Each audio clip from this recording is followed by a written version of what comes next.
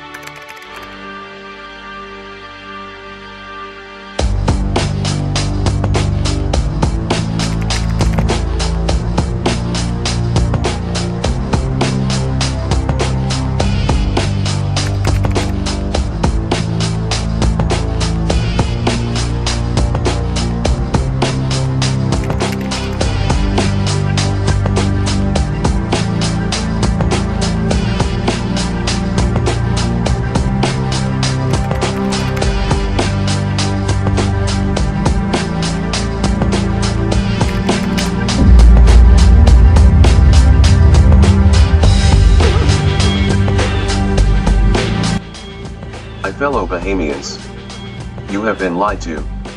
You have been told that you are poor, that you have no wealth and no resources. You have been told that your natural resources are worth nothing.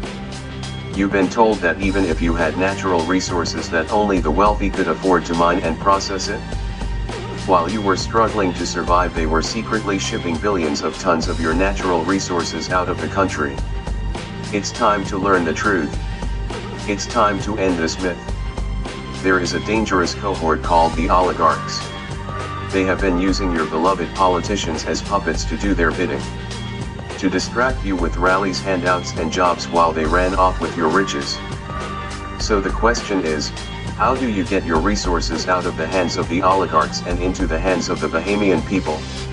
It's easier than you think. Today, I have come as the bearer of good news. And that is that change is not coming, change is here.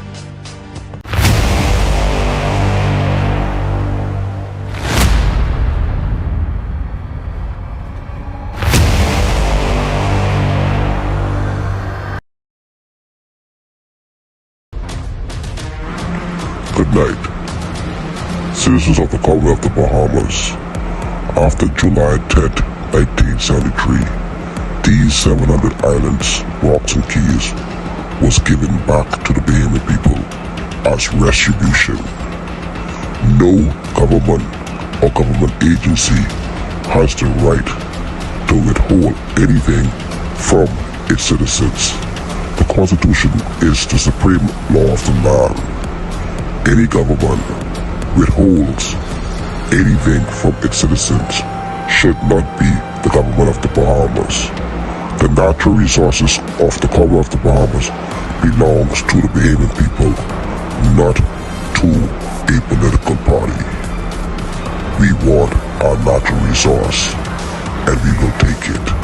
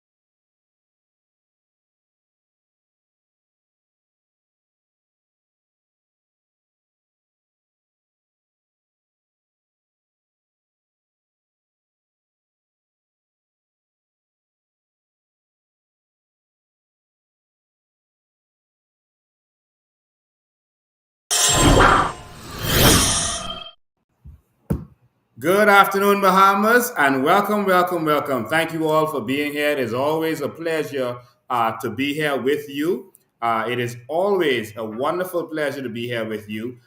Thank you for tuning in. Ladies and gentlemen, I am so excited about tonight's live. You know, many of our lives, we give a lot of information, we drop a lot of documents, but tonight, what we're going to feature tonight is what it is all about. This is really the vision that started it all. And I think that you need to share this with your friends and family. Many of you who support us now or just started supporting us have never seen Vision 2025. This is the vision that transformed the nation. This is the vision that the government is going to and plucking ideas from and sharpening ideas, but presenting it in such a way that you don't benefit from it. This is, ladies and gentlemen, Vision 2025. And we are re-releasing this tonight for a very special reason. And we're going to tell you that reason after we've played it. We're going to do this in two parts. We're going to do a part of it tonight. We're going to release a part of Vision 2025 tonight, so half of it, an hour. And then we're going to have discussions. We're going to allow you to call in. We're going to allow you to join in the conversation. Talk about what you've seen, what you've experienced, what do you think about it. Give your ideas. How can you improve on it, etc. We're going to have those conversations. All right. But before I get started, I just want to welcome a few of you. Let me see who is here and where you are from. Let me see who is here and where you are from tonight. All right. So someone says, Hope Brave is watching. They are always watching. Brave and his crew are always watching. Him and his speechwriters and there are people, they're always watching. All right. So good night, Stephen Riley. Good night to you. Watching from Abaco, that is Cordelia Williams. Cordelia Williams. Thank you. Chanel Swain is watching. Glenford Roll is watching. Mel Bryce is in Abaco.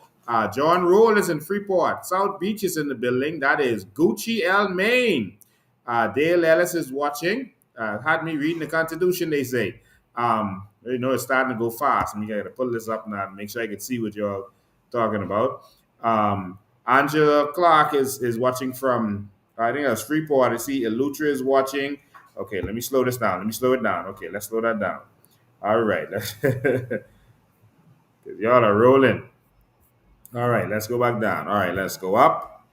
Let me see who's watching. Who's watching? Dawn Gibson is watching. Good evening to you. Kessia McPhee. Good night, Bahamians. Okay, that was from before. Okay, let me keep going. I see Gucci Mane. All right, Anastasia Brooks is in the Turks and Caicos Island. Patrick Stewart is in Tall Pines. Bella K says goodnight, Bahamas. Trika Mullings is watching, says greetings from Freeport. Raquel Davis says goodnight from Freeport. Oh, yeah, Freeport. Listen, man, we had an amazing time in Freeport. We want to thank all of you who showed your support. Freeport is ready for change. Freeport is tired of going back and forth because that don't never work out for them. So Freeport is smartening up. All right, and we're going to see change in Freeport. We're going to take all 5 seats in Freeport, and we are going to turn Grand Bahama into the jewel of the world, not of the region. The world is going to talk about Grand Bahama, the whole entire world. Raquel Davis, good night from Freeport. Brenda Ferguson is in Marco City. Bob Joey is from Elutra. Angie Clark is in Freeport. Marilyn Ferguson is watching. We got Tamika Knowles in Eleuthera. Bella Kay is in Nassau. Stephen Riley is in North Andros. Kunkale Kunkala is watching, and that last video was Kunkale. The man is so talented. Andy Smith is from New York. He's watching. Thank you for tuning in, Andy Smith. LaRon Lightborn is watching from Freeport. Mr. Quincy Williams is watching from Freeport. Elvis Green is also watching. Good night, Bahamas from Seabreeze, and that is Betty Ferguson. Thank you, Betty. Live from Dawn Gibson is watching from Crooked Island. Crooked Island is in the house. That's where my ancestors are from. No, not my ancestors, my daddy. Tabitha Culmer is watching from Eleuthera. Listen, we are coming to Eleuthera soon. Stay tuned, Eleuthera. We're coming to Eleuthera. Make sure to get in one of our WhatsApp groups. Make sure you send a message to our office number. I'll put it up later. And make sure you're in one of our WhatsApp groups. Eleuthera, we are coming. We got to take Eleuthera back. Good evening from Florida. That's Tanel Taylor. Jerome Burrows is in Grand Bahama. Troy Higgs in Freeport. Uh, Donna Major is watching. Kevin Williams is also watching from Yamacraw.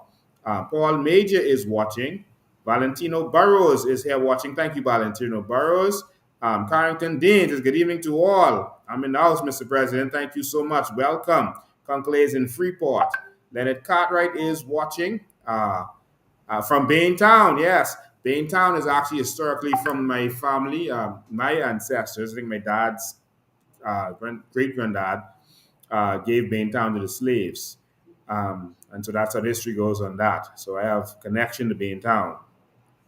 Who's watching?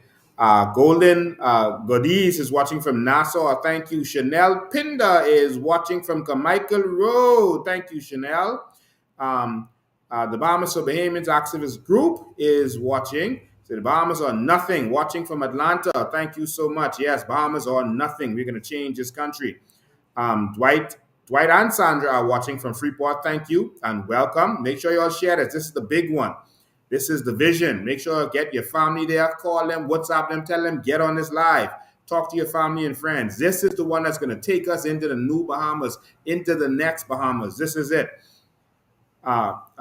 Faye Ferguson is watching. Good night from Freeport. Neil from Pinewood is watching. Hello, my Prime Minister. Thank you to Neil. It's always a pleasure to have you and all of my Pinewood people. Ian Bethel is watching from Freeport. Says, tell the death of me. Yeah, I am COI till I die. Don't worry about that. This one is for life. We are going to transform this for the Bahamian people. Chanel Swain is in Abaco. Alex Curry. Say off. King Charles. King Charles Drive. We need to change the name of the road. Okay. West Palm is in the house. That's Lil Steve Lewis. Loyandra Burrows is watching from Golden Gate. Thank you. Eddie Smith is in Abaco. Ali Jones is watching from Golden Isles. Welcome, Golden Isles. We're going to send an amazing candidate down there. I'm looking forward to us taking Golden Isles and taking Golden Isles back. To Neil Taylor, good evening to you. Makwa Woodside is in West Palm Beach. Thank you, Makwa. Good night, all. That's Starboy Roll. Shamari Duncombe is in Atlanta. All right, Anastasia Books in Turks and Caicos. Din Hanna is here. Hatchet Bay, that is McNeil Newbold. Thank you, McNeil. Chantel Dorset in Sunshine Park is watching. Thank you so much, Chantel Dorset. We appreciate you. Dwight Thurston is also watching. Good night. Good night from Eleuthera. Nassau Village is in the house. All right. And good evening to all the rest of you. Can't call all of them, as you know. We got to get on. So Cheryl Turner is in Pinewood. Thank you, Cheryl. We appreciate you. Marlene is in Southern Shores. What do we got here? Ian Bethel says Freeport. Tell the death of me. Bamboo Town's in the house. That's Brunel Ferguson. Welcome, Bamboo Town. That's Maria Daxton right there. Dwight Thurston is in Nassau. All right. I'm outside with my family watching. Just need some popcorn. Oh my God. Listen, y'all. Pop the corn. Pop the corn. Watch this on the big screen. If you watch it on your phone, the best way probably to watch it is to turn your phone sideways like that. You can see so if you turn it like this, you're going to see Facebook. If you're watching on Facebook, YouTube has the best view, I think. But if you're watching on Facebook, you can see it here from YouTube, the comments. But if you turn it like that, you can see the comments on the side here and us there. You can see comments from not just from Facebook, but from YouTube and every other platform that we're on. You can see the comments right there. So you'll see more than just Facebook comments. And you'll see the comments from every platform, because some are watching from my platform, some from COI, some from Bahamas Evolution, Bahamian Evolution. And so you'll see all of the comments in one place. Just turn it sideways and you'll be good to go. All right. And you'll get a kind of better view. All right. So good night, everybody. I got to get started. This is a powerful one. This was inspired. This was extremely inspired. And we decided to, when we started on Bahamian Evolution, we started to uncover some things. And then it didn't make sense to just show what was wrong.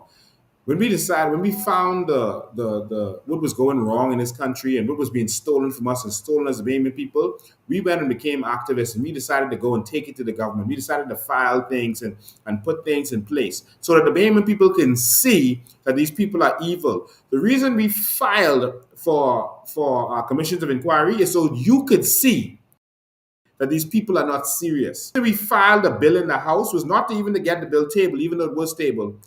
It was so you can see that these people are against you. So that you can see that both PLP and FNM were against the people benefiting from their natural resources. We wanted you to see it with your own eyes. See, it's one thing to say you love the people, but when your foot is put to the fire, that is when you're going to see the real truth. All right? So that is why we did what we did. We want to create a country that our children can come back to. Our children are leaving this country in droves. Our brain drain, the future of this country is being wiped away from us. As our children are now telling their parents they're not coming back home. We have failed our young people. Everyone in their 40s, 50s, 60s, and 70s, we have failed our young people because we have not created a home that they could come back to.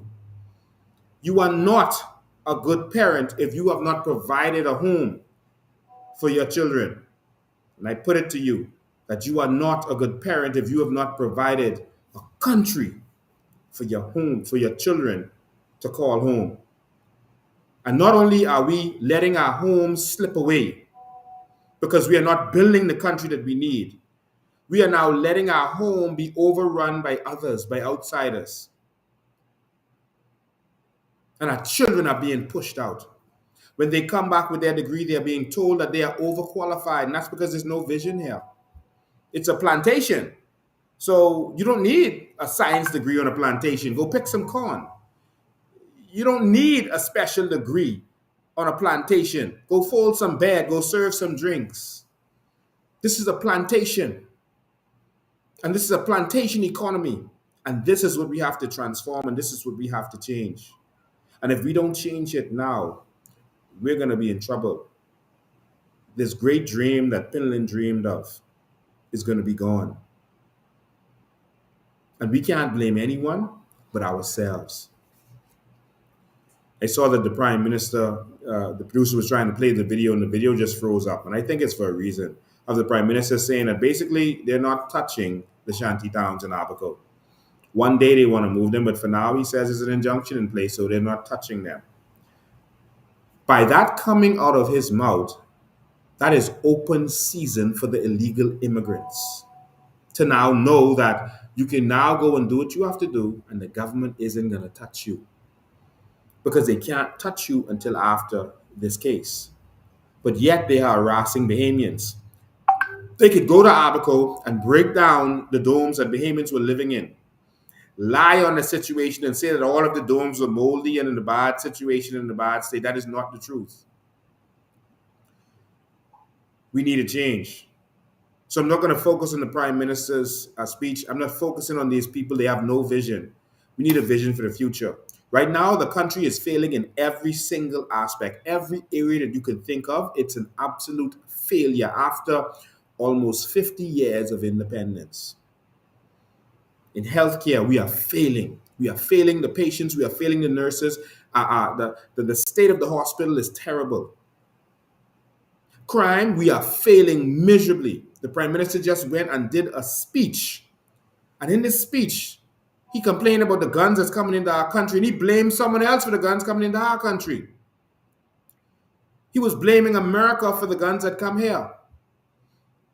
We have a duty to protect our land. Wherever the guns are coming from, we have a duty to protect our land, but you have no vision, and that's why it's happening. The guns are coming here because you have an open border from Haiti. Yes, the gun serial numbers come from America because they're made there, but it's going to Haiti and coming to the Bahamas. Now, some of the guns are coming on yachts from America, but very few of them. The majority of the guns are coming to Haiti because it's open season. I can tell you what I saw. It's open season.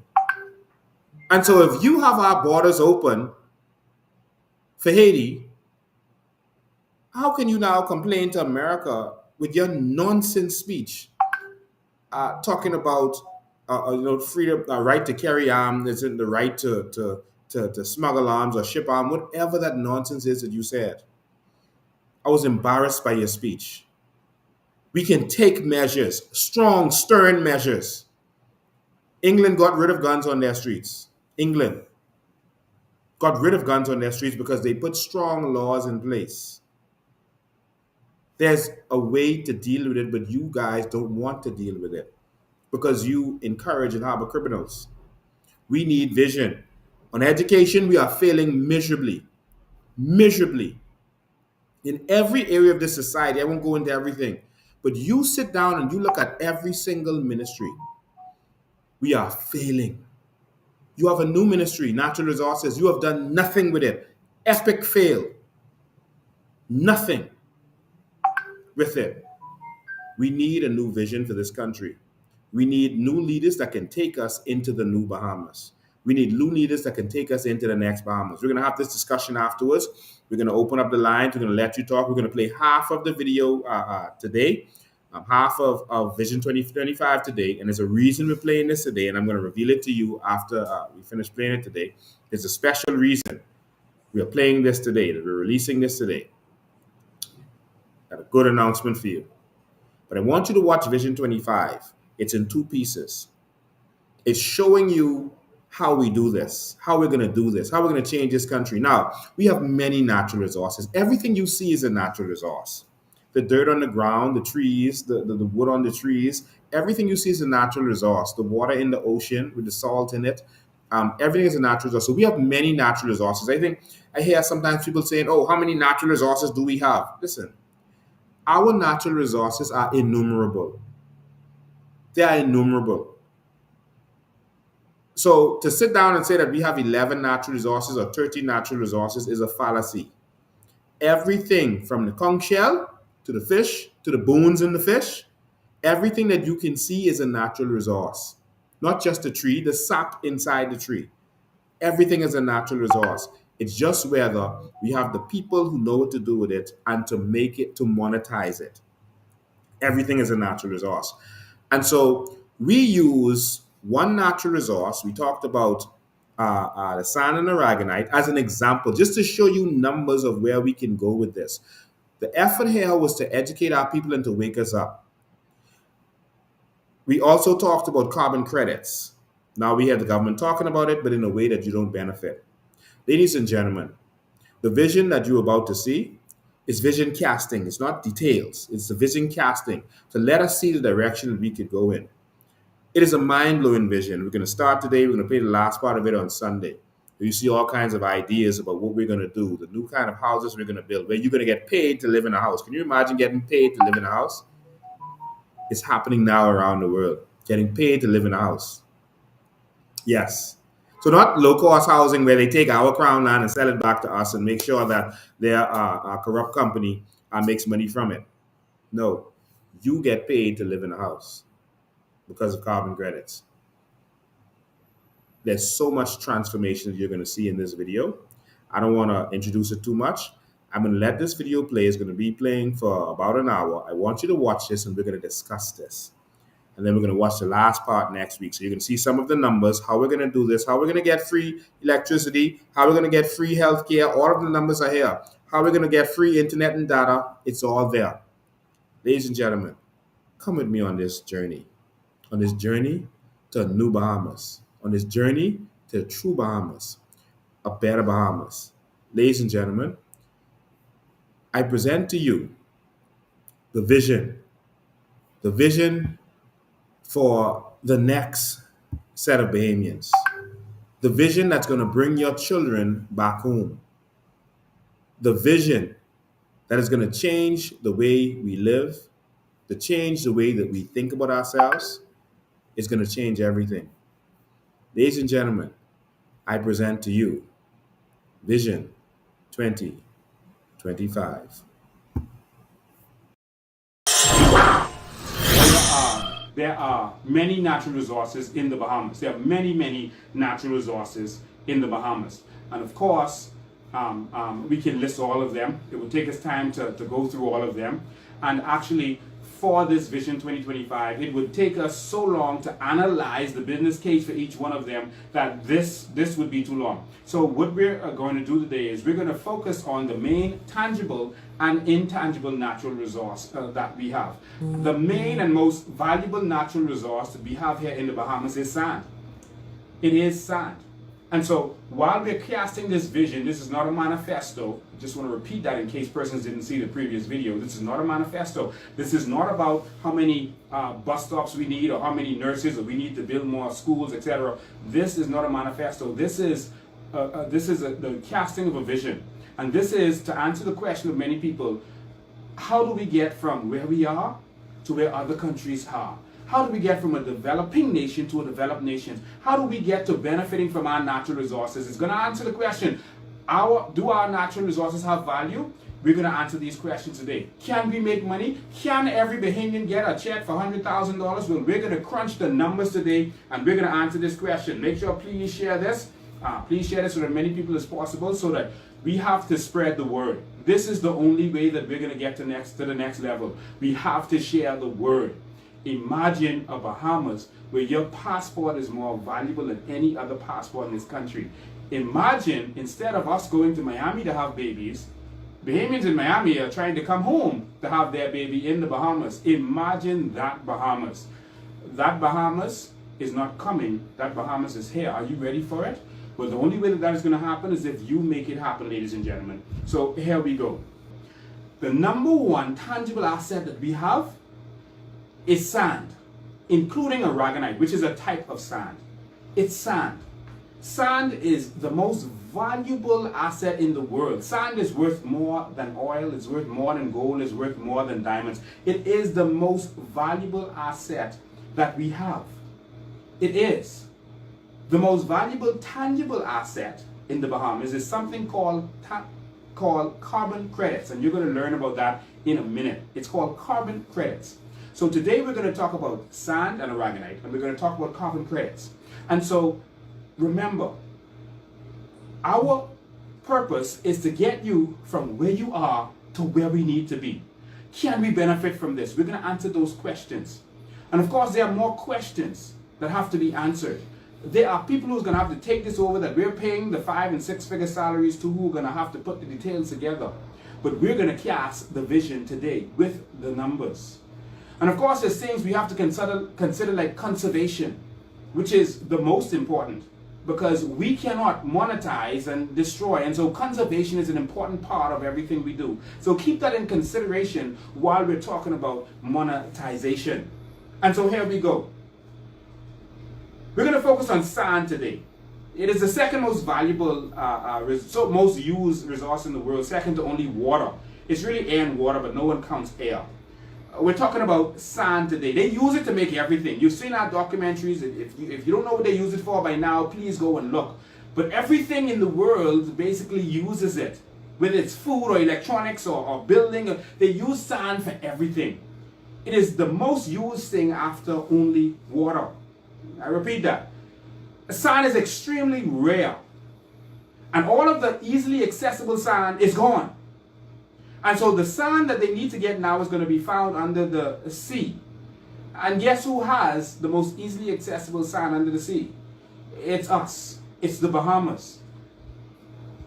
There's something going on around the world called sand wars. And there are sand mafias that are popping up all over the world. And there's literally mafias, over sand, because sand is so valuable. These mafias are not trafficking drugs. They're not trafficking bootleg. They're not trafficking prostitution. They are trafficking sand.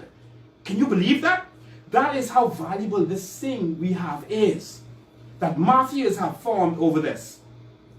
Because it's used to make everything, including the most needed resource, which is land. But we'll get to that in a minute. The first thing we need to make this vision happen, y'all, the first thing we need is the Freedom of Information Act. Moving on from now to the near future, my fellow Bahamians, we must demand our Freedom of Information Act. We now know, based on our investigations and the documentaries that we've put out there, that there has been corruption.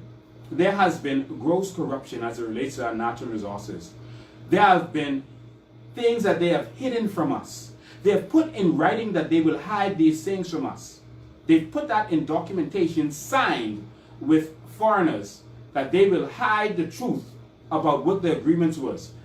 That is tantamount to treason. And so we need our Freedom of Information Act, and we need it now. They have enacted it, and it only takes a signature and appointing a commissioner, and this is done. But of course, they are stalling and holding out because there are secrets. They are trying to figure out how they can enact a Freedom of Information Act if they have put in writing that they must keep certain things secret. That is one of the things that they are grappling with. And they put themselves in that problem. But it's our job to demand the truth. It's our job to demand that they do what is right. We must get our Freedom of Information Act. That is extremely important. What is a sovereign wealth fund? That is the question of the day. What is a sovereign wealth fund? Well, a sovereign wealth fund is similar to a bank account. All right? It's just a fund. It's an account.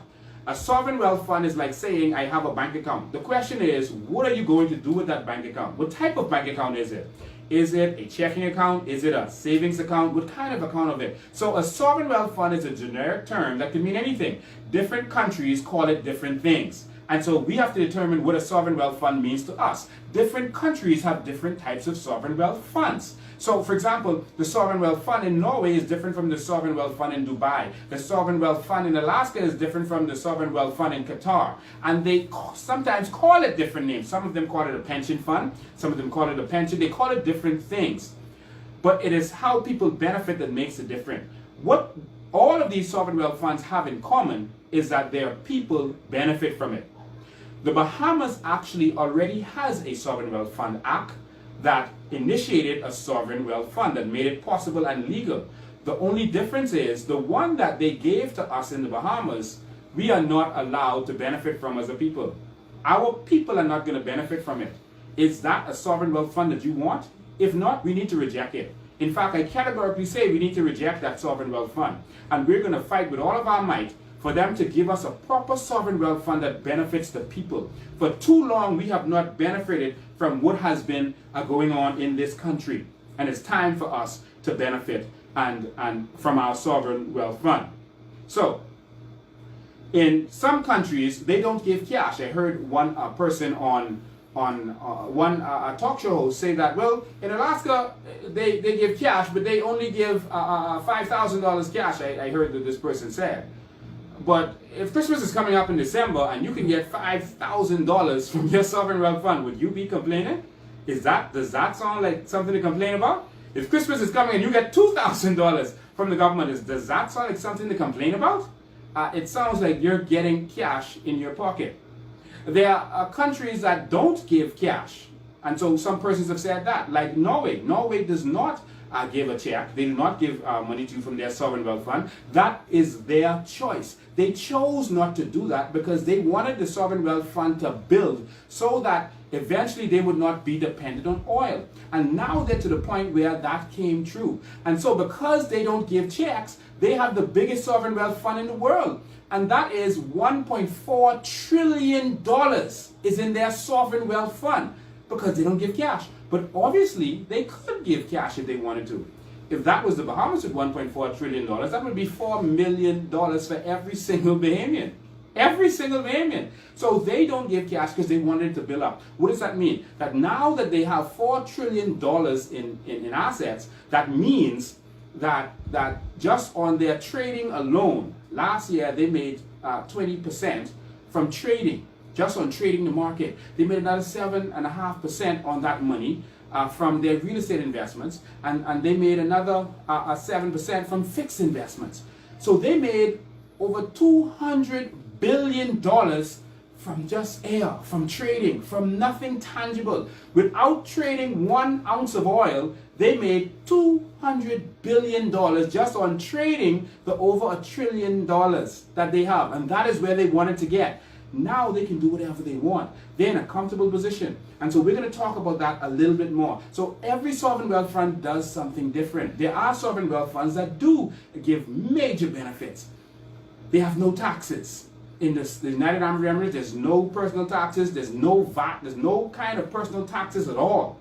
And so they also give, every time a child is born, they open a bank account, they give you $100,000 when you become 18. They give you $20,000 every time you get married, and they give you land on top of that. They bury you. When you die, you don't have to worry about your funeral. They pay for your funeral expenses and your funeral costs. They pay for your education. Your education is absolutely free, whether it's in Dubai or if you travel to some other country. They pay for everything, including your ticket to get there, including your food, your room and board, everything they pay for as benefits. They give you $3,000 a month as a benefit. My Lord, that's because they feel that their people own the natural resources and they should benefit from it, not a small group of people. And so, can we benefit from this as Bahamians? Can we? Yes, we can. Where are we going to get the assets to put into this sovereign wealth fund? That's the next question. The assets to go into this sovereign wealth fund are as follows. All of our natural resources will go into the sovereign wealth fund. All of them, known and unknown. All of our crown land will go into this sovereign wealth fund, and all government-owned buildings, etc. And we will we will hire sovereign asset managers. Sovereign asset management companies are hired by these companies that have sovereign wealth funds to manage the sovereign wealth funds. So there's no corruption, there's no cronies. You are not allowed. The Sovereign Wealth Fund Act that we instituted in the Bahamas, the government is able to put their cronies in place, and those cronies decide what happens with the people's funds. They determine when investments are made and where this money goes. That cannot be accepted. And you can see that Norway hired Norge Bank. You can see that these other countries, they hire sovereign asset management companies, and they negotiate the pricing of your sovereign wealth fund. They negotiate the profit and renegotiate the profit. This is what has to happen. We cannot allow them to pull the wool over our eyes again. We are the next generation of Bahamians. We have to be smarter than them. So yes, they will tell you, we have a sovereign wealth fund, but they put some things in it that is going to disadvantage the Bahamian people. Please share this so that Bahamians can finally wake up. And so these are some of the things that's going to happen with the sovereign wealth fund. And so, income. Where is this sovereign wealth fund going to get money from? Important question. And so this will determine if we can actually do this. You're going to make money from royalties. It's going to make money from taxes on the sovereign wealth fund. So you're going to pay royalties. A person is going to pay taxes on the sovereign wealth fund from the exploitation of our natural resources. We're going to get it from return on investment. All right, return on investment. So the sovereign wealth fund is going to make certain investments, and then it's going to be returned to us, and that is the money that's going to go to our Bahamian people. All right, we're going to make it from sale and trade of carbon credits. You're going to learn about that in a minute. You need to be here to listen to that. Sale and trade of carbon credits is going to change this country forever. This is huge. All right, and the last one is we're going to make it from taxing of businesses within our country. All right, 10% tax on every business that's in our country. That's some of the income that's going to come in to the sovereign wealth fund. So the exploitation of our natural resources by us and by others, but we're going to tax them, and Bahamians and the sovereign state will be allowed to exploit our natural resources, but we are going to benefit this time, not others. All right, listen carefully. Now, it's time to analyze the business side of this, because people are asking, is this thing possible? It's time to analyze the business side of this. All right, so is the sand business, and when I say sand, I'm including aragonite. Remember, sand and aragonite is the same thing. All right, well, aragonite is a type of sand. Is the sand business worth it? Can money be made? There have been people who have been saying, oh, there's no money in it. You can't make money from that. Oh, it's worth nothing. Well, let's analyze that for a second. And we encourage all of you to look for yourselves and research on this. But we're going to analyze that for a second so that we know how we're going to change this country. All right? There is massive demand for sand. I was shocked when I heard people saying on social media, etc., that the sand is not worth anything. We can't get any money for sand. How could you not get anything, any money for the most in-demand resource on the planet? How could that even be remotely possible? We use 50 gigatons of sand every year. That is 5 billion tons is what the world uses every single year. And that is only what is recorded. They believe that the vast majority of sand is actually is not accounted for. Because of the sand wars and the sand mafia, that much of this sand is smuggled out. You saw evidence, you saw where persons said on our last documentary that they saw sand being smuggled out. Not only did they see sand being smuggled out, they participated in it. They saw sand that was dredged out to sea, and they put it on ships right out to sea that came for it, and those ships left the country with the sand. There is no record. There is no country that will have that sand on record. Sand smuggling is a major, major business because many countries have slowed down on allowing sand to be dredged because they were running out of their sand. And so what persons do is they decide to smuggle the sand. How could this not be worth anything? How could that be possible? If the world is running out of water, and we are the only country, and Andros is the only place that has water, how could that water not be valuable? Let's think for a minute. After water, the most needed and demanded thing is sand. And so if the world is running out of that, how could it not be valuable? That's an easy question to answer. 51 countries in the world are reclaiming sea to create land on a major level.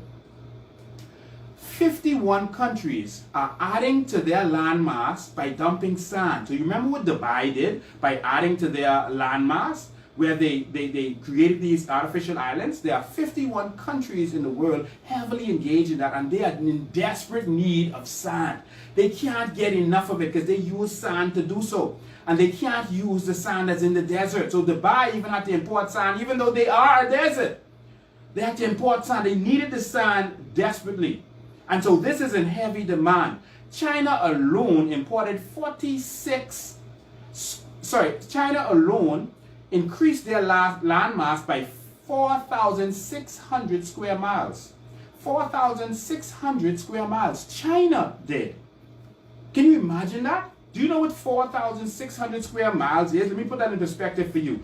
The whole entire island of Abaco is only 3,600 square miles. The whole entire island. The whole entire New Providence is only 147 square miles. The whole of Andros is about 4,000 square miles. And so you could take Andros, Grand Bahama, New Providence, maybe Freeport, put them together. And that is what China has done to expand to their landmass. Pay close attention. That sand had to come from somewhere, and someone benefited from that. Some country made money from that while we were asleep. Singapore imported 69 million tons of sand from Malaysia alone last year. Malaysia has now banned them from importing sand. And so Malaysia actually reported that they believe that Singapore actually imported 133 million tons of sand, while Singapore admitted to only importing 3 million, but much of it was smuggled in. Can you imagine that? And Singapore paid up to $190 per ton. $190 per ton. Remember people telling you that, oh, it's not worth anything. You can only get a certain amount per ton for it.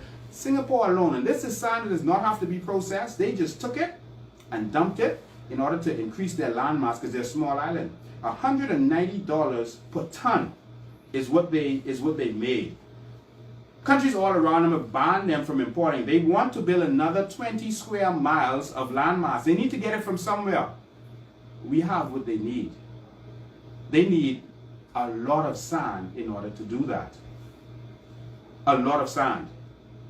The Netherlands built 2,700 square miles of extra landmass by importing sand. Korea did 600 square miles. So this thing is in major demand. We have the customers, y'all. We have the customers. It is very easy to understand. So let's say you do this math quickly. Let's say that Singapore imported 59 million tons of sand and they paid $190 per ton. That is $11.2 billion. $11.2 billion. You do the math. Our entire year budget is $2.5 billion. Our entire country's debt over all of its existence is $10 billion. That covers your entire debt and covers some of your budget for the whole year, and no one has to pay $1 in taxes. That one transaction. Amazing. From one country. And so other areas where we are able to get income from our natural resource we call sand is fracking. The fracking industry is huge. This is a new way that they dig for oil. Fracking is how they dig horizontally for oil instead of going directly down. And so this is how they can get other oil reserves that they couldn't get by digging holes in the earth simultaneously. And so the fracking industry is huge. Brazil is saying that they need 87 million tons of sand.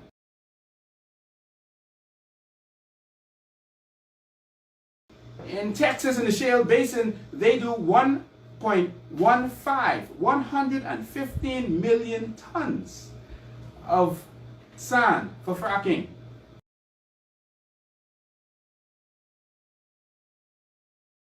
Do the math.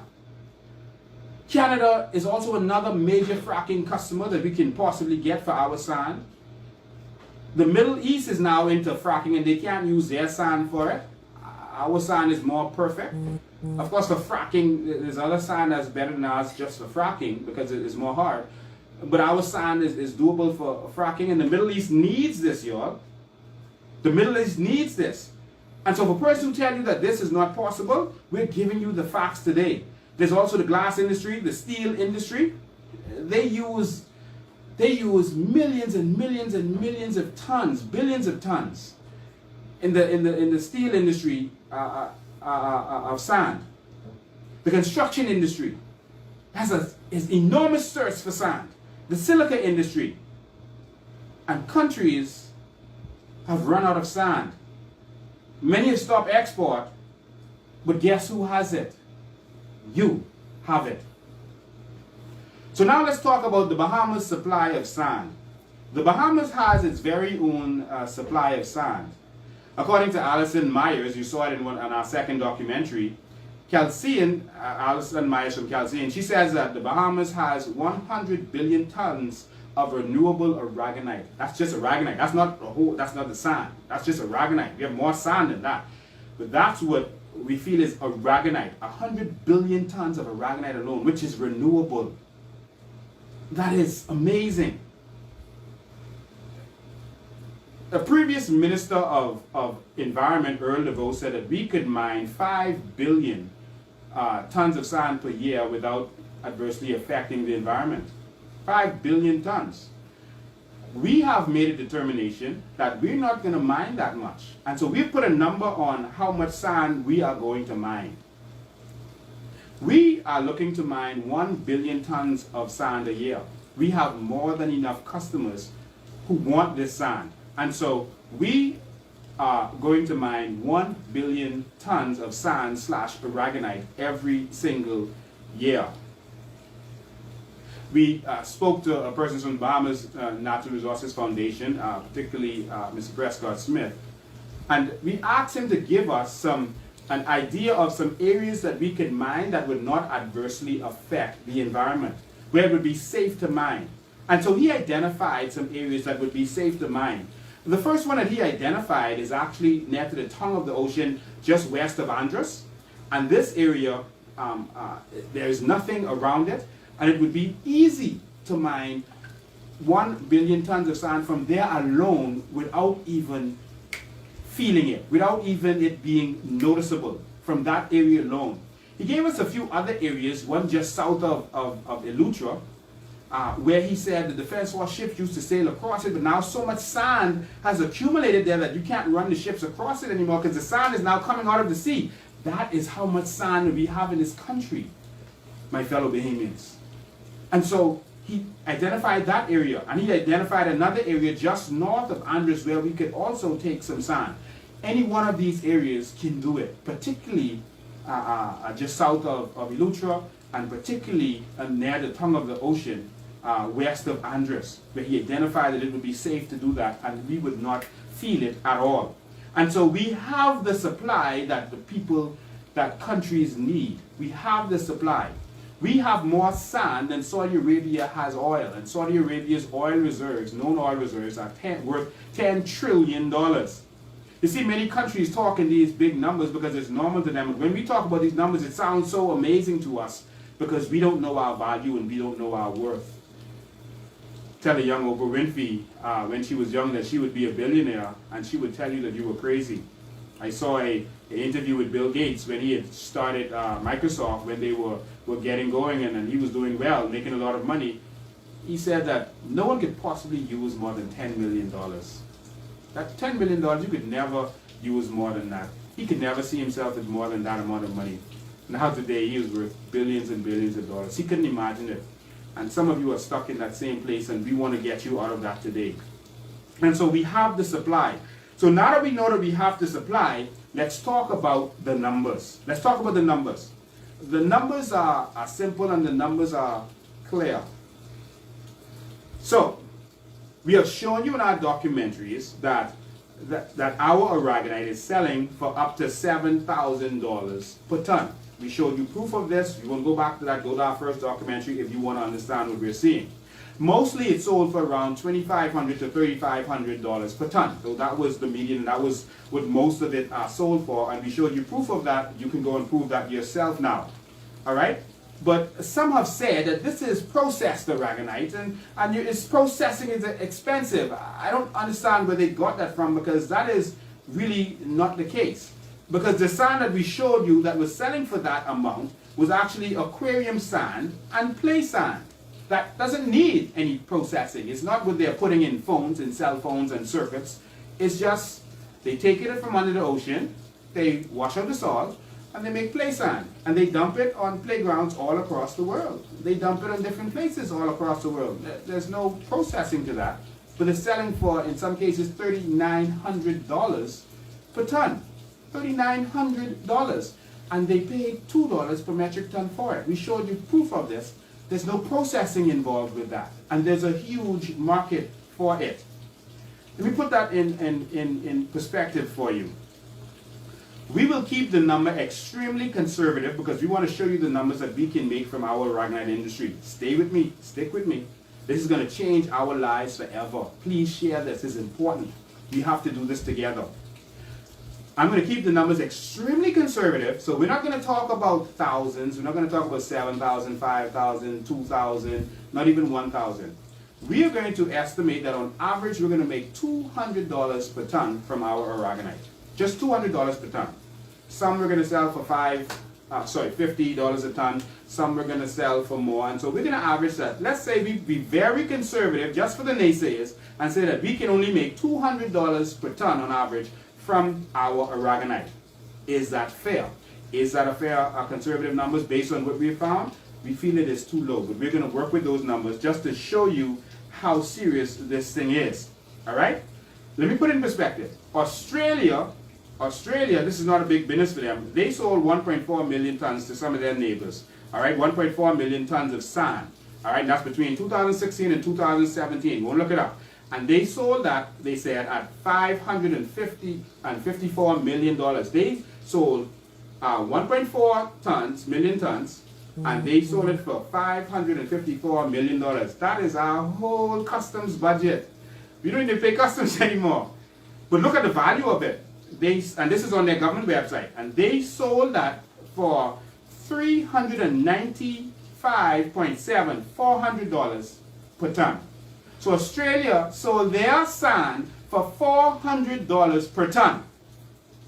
We are halving that to say that maybe ours isn't worth anything and we're not worth anything, so we're only going to sell it for $200 per ton. We're going half, and that is what they just sold just to pump on people's beaches, etc.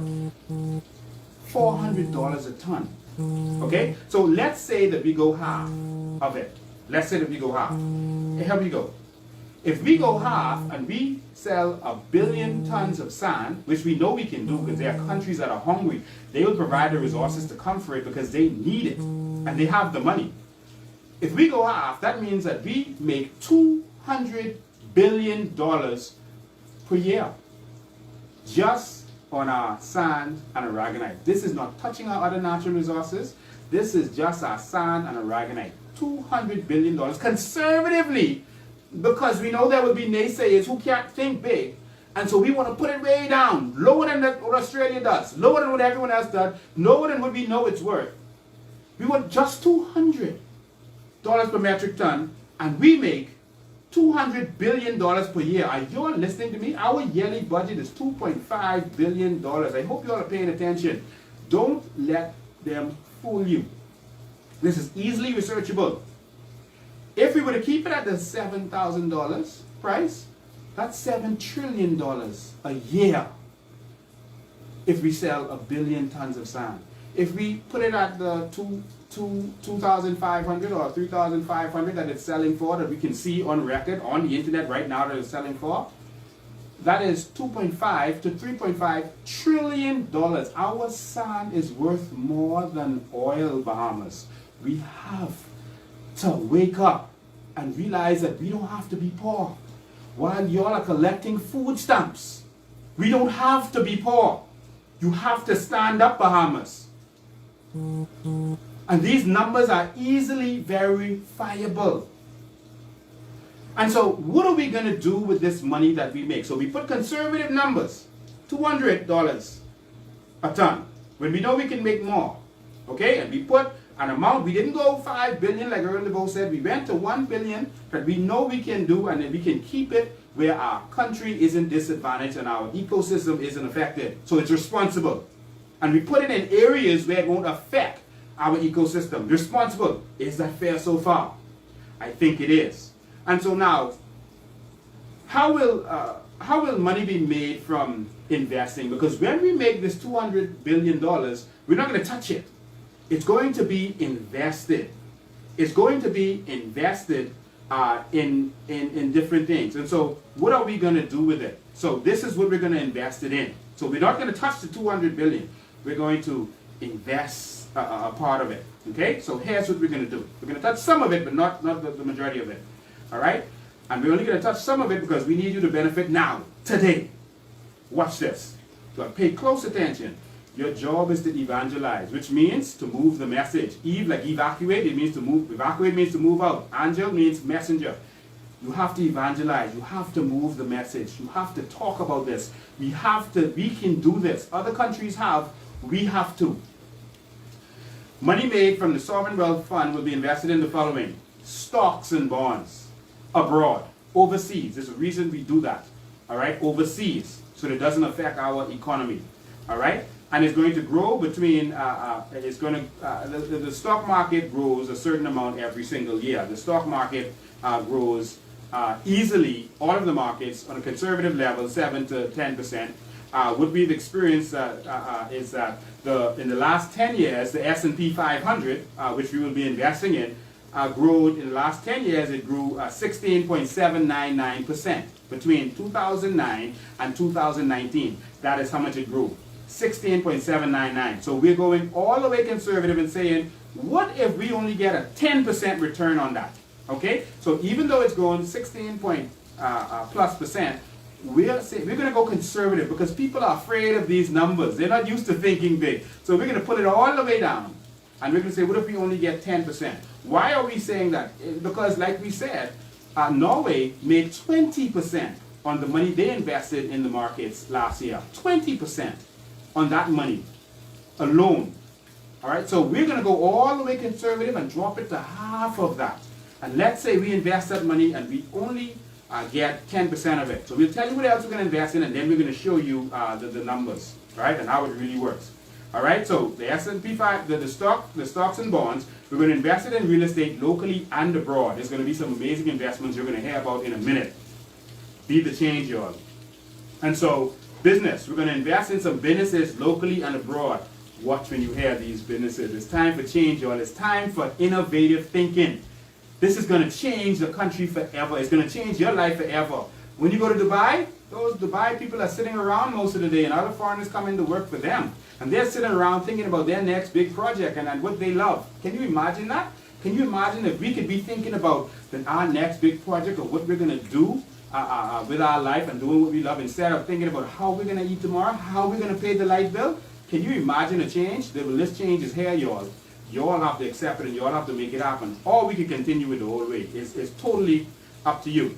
All right, so we're going to spend, some of it will be invested in money, and some of it will be invested in our annual budget. The annual budget with this new Bahamas will be $35.79 billion. So you could say $36 billion. So $35.79 billion. All right, so that's the sweet spot. That's where we want to get. And so we're going to be selling 1 billion tons of sand for $200 per ton, $200 per ton, and that's going to give us $2 billion a year. Now, focus, pay close attention. All right, so we're going to take that $35.97 billion, and we're going to subtract our yearly budget, and I'll tell you what that budget is for in a minute, of $35.97 billion. That doesn't even touch us. We don't even break a sweat. All right, and that's going to leave us with $164.03 billion. All right, we're going to make 10% on that money, and it's going to increase to 180 billion. And so every year this is going to increase. So in year 1 we'll have 180 billion. By year 2 it's going to increase exponentially with another 10%, and we're going to have we're going to have 378 billion. So by year 2 we're going to have $378 billion. If we stop right there and not trade again, and not sell sand again, or not touch our natural resources again, we'll have enough to cover our entire budget just on the returns that we'll be making. The sweet spot where Norway is right now. Our sweet spot, because we're just a few people, maybe 400,000 the most, our sweet spot is 359 billion to cover our full budget. What should you hear what we're going to do with this budget? It's going to blow your mind. It's time for a new Bahamas and a new way of thinking. By year 5, we'll play with it and say 2025, if we got it this year. By year 5, 2025, our sovereign wealth fund would have a total of $1.1 trillion. If we make the 200 million every year, and we get 10% a year on top of that, cover all of our budget, we subtract it from it every year, and keep investing back in, we would do what Norway did, that took them 20 years to do, we will do in 5 years. Because sand is more valuable than oil, and we have a smaller amount of people. We will have $1.1 trillion in 5 years. That's the sweet spot, 2025. We will be able, at a conservative 10%, to not have to do any mining ever again. And we could just make money on investments and trading. And that's from one natural resource. That isn't any other natural resource. That's not the business that we're about to go into, that you're about to hear about. That's from one natural resource. It's time for a better Bahamas. What's missing is not money. What's missing is vision, y'all. That's what Walmart said. He said money isn't scarce, vision is. And so they've been keeping you back because they want to be the ones to benefit from this. They don't want you to benefit, but it's time for change. If you are with me, please share this. Make sure you talk to your children, your grandparents, your friends. Don't talk about anything else. This is a major opportunity for the Bahamas.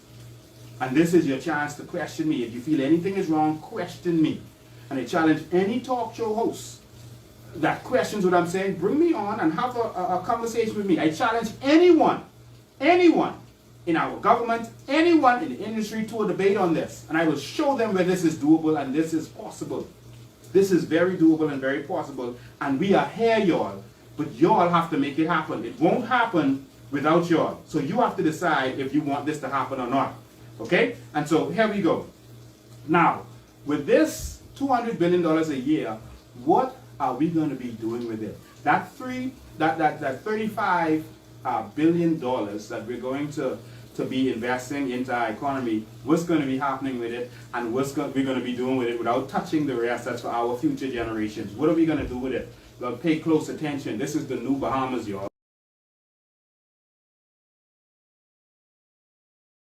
So what are the the benefits. How are you going to benefit from this? So we've showed you the numbers. We've shown you that there's the demand. We've shown you that there's scarcity that is very needed, and we showed you that we have the supply and that it won't hurt our ecosystem. Okay? And so now we're in a sweet spot. And so here we go. How are you going to benefit? These are the benefits that's going to take us from where we are to where other countries are, from developed nation to developing nations. All they did was put things in place to benefit their people, and as everyone became wealthy together, and it benefited the whole entire country to where recessions don't even affect them. Can you imagine a country with $1.4 trillion? How does a recession affect them? It doesn't. It doesn't move them. While we're in debt and struggling and having conversations about debt and being put in junk bond, they are $1.4 trillion in the green. So how are you going to benefit from this? What is the next Bahamas going to look like, and how are we going to take these funds to make the next Bahamas? This is the most important part. This is the one you want to share. Okay? So here we go. All right. So one. The first thing we're going to do in the new Bahamas is we're going to remove all personal taxes. All personal taxes will be removed, just as is done in all of these countries that we have mentioned, in Norway, in Dubai, in the United Arab Emirates, Qatar, Kuwait, etc. They have no personal taxes. Why do you need to tax the people if you have the money? If the country has made their money, there's no personal taxes. So that is the first thing we're going to do. Now we're going to show you the numbers for these stuff. And so there's no personal taxes. Why? Because we've covered our $2.5 million in our $35 billion budget. All right, it's covered. So there's no reason to charge us taxes. So other countries have done it, so we're not reinventing the wheel. This is doable. Okay? There will be no personal custom duties. So you as a person will not pay customs duties anymore. All right? And there will be no property taxes for you as a person. No property taxes. So no taxes whatsoever for any individual. Only businesses will be taxed. All right? So no personal taxes at all for you as a person. So taxes are a thing of the past for you. All right? The next thing that we're going to do with this budget is free national health care. Free national health care. And so we wanted to figure out what was the numbers that we need to cover free national health care. For two administrations now, they were arguing about if we have enough money, and they were crying, and I mean, they were talking about we don't have enough money to give health care. We know we should do it. All the other countries are doing it. The European Union is doing it. Canada has done it. America was going in that direction with Obamacare. But can we get the money? While they knew that money could be made with our natural resources, and they were pretending not to know. But now it's going to happen. And so free national health care.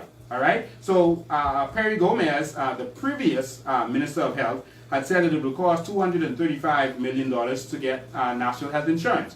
Dwayne Sand said it would cost more like $750 million. And CFAL said that they think that it would cost about $700 million in order to get free national health care.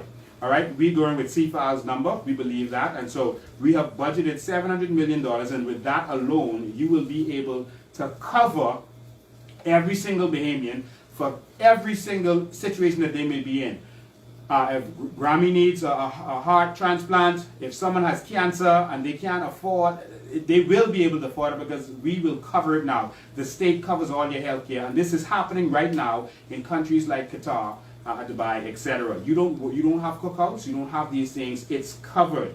This is what can be done. All right? And so this is not pie in the sky. It's already being done. So every single Bahamian with a passport will be covered. All right?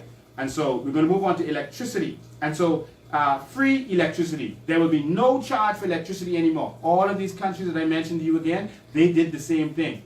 They, from their income, the Sovereign Wealth Fund, they're able to cover free electricity. So how are we able to do it in the Bahamas? We're showing you numbers now. So we gave you $700 million for health. And so now for free electricity, here is what it is. So for right now, our electricity cost, BC's cost or BPL's cost is $480 million per year. According to them, they said $40 million a month. All right, which 30 million of it is actually goes to fuel. Wow, we're going to eliminate that. But $480 million per year is what they spend. So we took $500 million and put it in the budget just to cover all of BC's expenses. But we're going to find a way to wipe that out. So it isn't so expensive. The only reason that it is so expensive right now is because of corruption. Because of who is able to get the contract. So they get these old generators because generator parts have to be bought, and someone is going to get the contract to get these generator parts because the generator will keep breaking down. And they also have arrangements as it relates to the oil.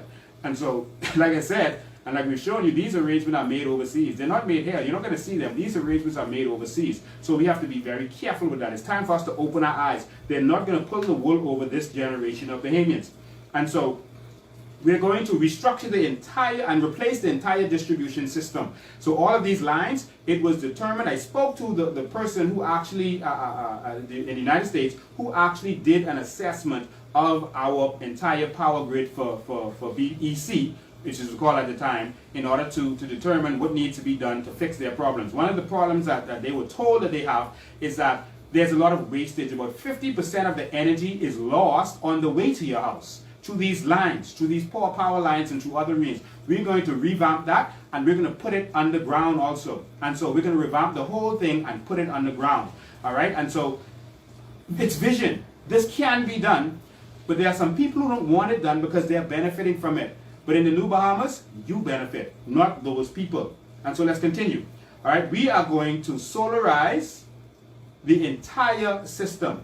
We are going to add solar fields to the entire system. And how are we going to pay for this? How are we going to afford it? We won't touch that $200 billion to do it. We are going to get our entire electricity system solarized, because we are small, solarized for free. Absolutely free. I know I sound like Donald Trump when he said he's going to build a wall and the Mexicans are going to pay for it, but I'm telling you right now, I'm going to show you proof of how we can get our entire system solarized and not pay $1. And you're going to be able to go and verify this yourself through Google or whatever source you have or whoever you want to talk to. There are countries that got their electricity companies solarized without paying $1. Why we won't do it? Corruption. And so we won't pay $1 because it's going to be paid for through carbon credits. That is how it's going to be paid. We're going to show you that in a minute. Stay tuned. You don't want to miss that.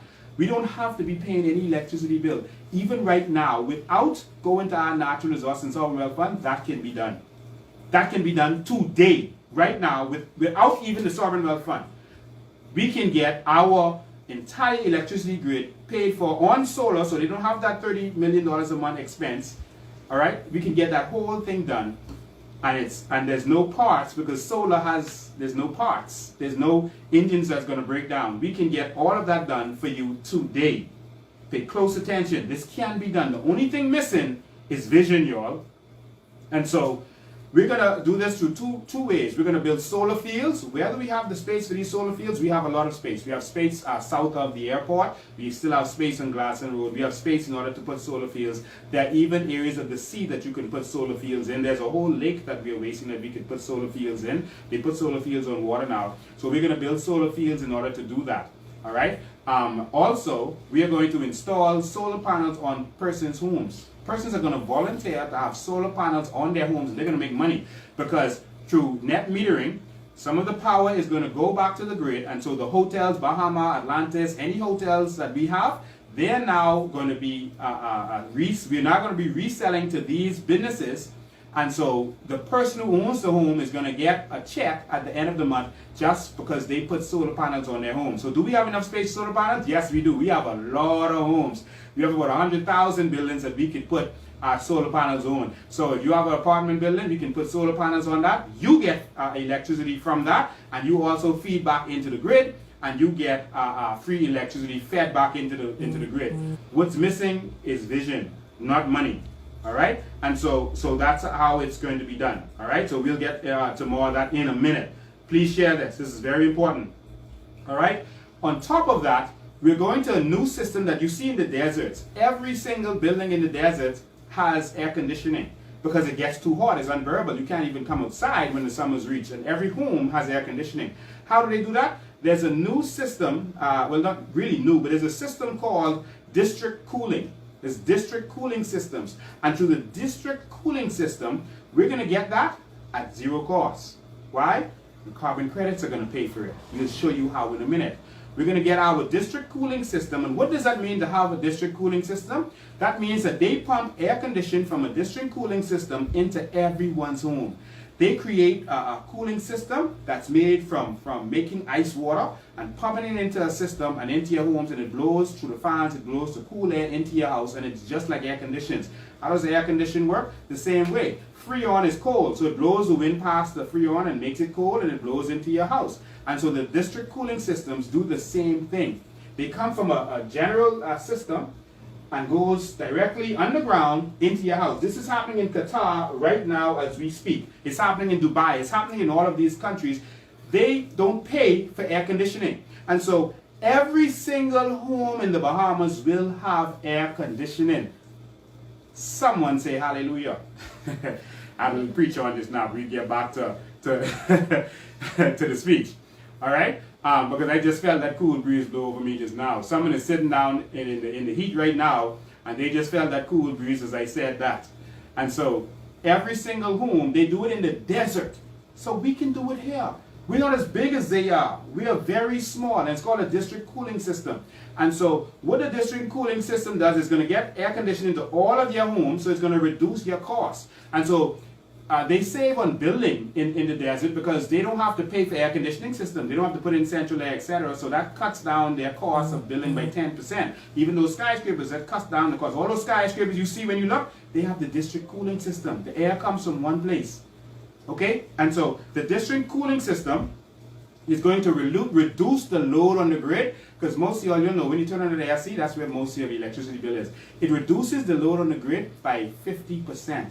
So now we don't need as much power. So if BC needs 300 megabytes to operate, now we only need 150. So we don't even need as much solar panels. Everything is being reduced.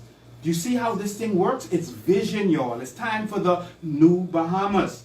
And so it reduces the load on the system by 50%. Y'all share this. Make sure your friends watching this, call them on the phone right now and say, hey girl, you watching this? We need to watch this because it's time for the new Bahamas, man. What I'm telling you is not dreams. What I'm telling you is being done right now in other countries. We're not reinventing the wheel. This is being done. This is nothing impossible. This is not Lincoln telling you something that cannot happen.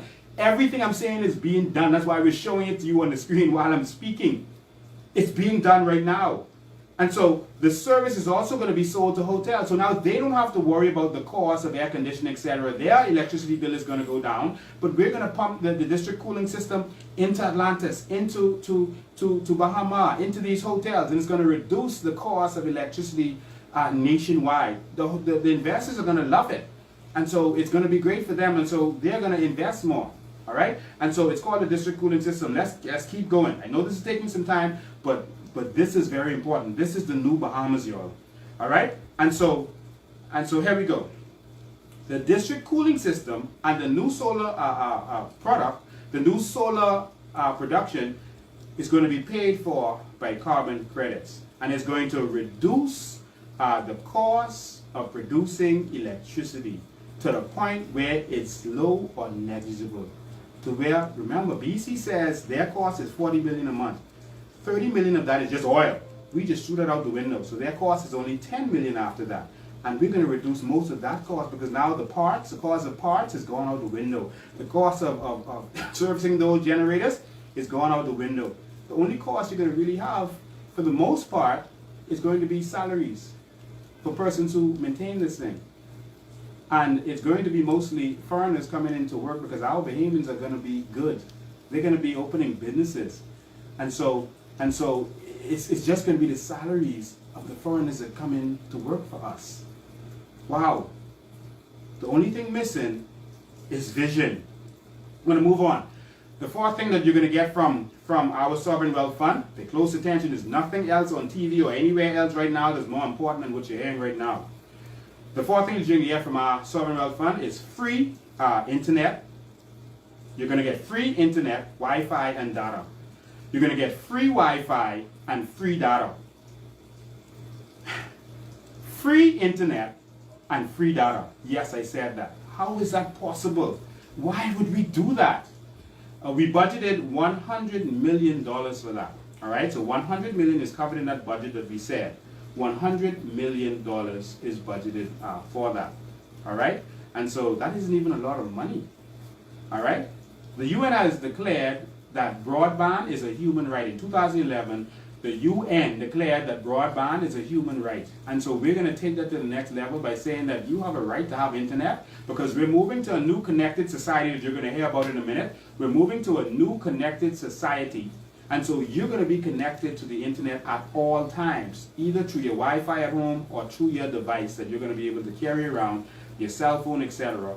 You are going to be completely connected. We budgeted, we could do this for $100 million per year, and that is without starting a new system. That's by paying. We have some options. So one of those options is to pay the existing companies. We're going to let them bid for it. We're going to let them bid and say that we're going to pay a stipend for every single passport carrying Bahamian, and we're gonna give them free internet in their homes, and we're gonna give them free internet data to their phones, and that's what we're gonna pay for, because it's a human right, because we're moving to the new digital Bahamas that you're gonna hear about in a minute, and we're gonna let them bid for it, and they're gonna accept it. They have to. They're going to accept it, and we're going to work with them. So they'll still make money from selling internet to businesses, cell phones, etc. But personal, you're not going to pay a thing for internet anymore. We got that covered for you through our Sovereign Wealth Fund. Vision, y'all. All right? And so it's going to go to the lowest bidder, and we're going to use the existing network initially, because all of them are on the same network. And that's why when everyone was on lockdown and everyone was at home, you saw the problems that happened. Everyone is on BTC's network. Everyone is on BTC's network. And that's why. So even though you're with a different company, it's still one network. And so that's why we're having these problems. All right? But it doesn't take much to add another network, which we will look into at a later date. All right? And so we'll explain this some more later. The next thing that you will get from this budget that you're able to get is free water. This is already happening in some of these countries that we're talking about. You're going to get free water. You're going to get free water that you could drink from the tap. Remember when y'all who live in Freeport used to drink from the tap? Remember those days? Well, you're going to get free water. You're going to get free water across this country that you could drink. It's so pure that you could drink from the tap. This is happening in other countries right now. Why not here? It's doable. It is possible. The numbers for that, and I hope you're taking notes, or go back and look at the numbers. We're giving numbers so people can question us.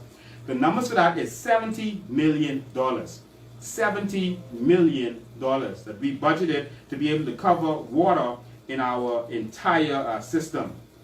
All right? And so we budgeted that because water and sewage expenses that they released in 2015 was $67 million. So we budgeted $70 million in order to make this happen. Those foreigners that have water contracts, their days are numbered. They're going to be removed from this country. All right, and so that is going to be something that Bahamians, that our system is going to offer, and we should not be buying water to resell to the Bahamian people. And if we're going to do that, that should be drinkable water from the tap, like they do in many countries. You drink bottled water if you want to drink bottled water in some countries. All right, and so that is what we're going to do. And so we're giving advance warning to you now. Don't say you didn't know or say that we drop it on you. We're telling you now that those foreign companies that have those contracts, we're going to eliminate them. We will not be buying water to sell water to our people. All right? That is out of order. Water is a human right. The sixth thing that we are talking about, the sixth thing that we're going to offer in this is free education. Free education. Education is a human right. When my father was growing up, you had to come out of school in grade 6, in 6th grade. All right? In my generation, they took it up to high school. But now you're going to get free education, full free education, up to a doctorate degree. And so you're going to get education from both local and international universities. Wait until you hear this plan. In a minute, you're going to hear it when we break it down. Local and international universities are going to have free education, from daycare to PhD. There are many single mothers who have hell trying to find someone to keep their child. Trying to find someone to keep their child while they go to work, while they go on a job interview. No, daycare is going to be free from now on. It's going to be free, including night care. Because there are people that work for us. There are essential workers that work for us, and they don't have anyone to keep their children or anyone they trust to keep their children. So if they want, the option should be there. Police officers, hotel workers, etc. should have a safe place, a safe, homely place to keep their children, and we're going to do it for them. We're going to make sure that this happens. All right, in one of several ways. Facilities that can do it, and causing businesses to have certain facilities to make sure that it is possible. All right, this is doable. Someone say vision. That's all we need. All right, and so let's talk about our checks now. Let's talk about our checks. What about our checks? Let's talk about this money, y'all. How are we going to get this money? And let's talk about this $100,000 that someone said is impossible for us to get. I hope you're sharing this, because now we're going to talk money. All right, we talk about the benefits, but now let's talk about the cash. Let's talk about the money that you're getting. So all of the benefits I just told you could change your life. If you imagine you don't have to pay electricity anymore and all these bills that cause you to go broke and healthcare and that kind of stuff, that's good. But now it's time to put money in your pocket. Like we said, there are sovereign wealth funds that don't give you money, but that's why they have a lot of money in theirs. But why shouldn't we give to our people? There's not millions of us. There's not even a million of us. There's only a certain amount of us, and so that's who we're going to give to. All right? And so here we go. Every single adult will get $100,000 per year. $100,000 per year. And so we showed you that we have a budget for that. And so how do we do that? We are looking at 300,000 passport carrying Bahamians.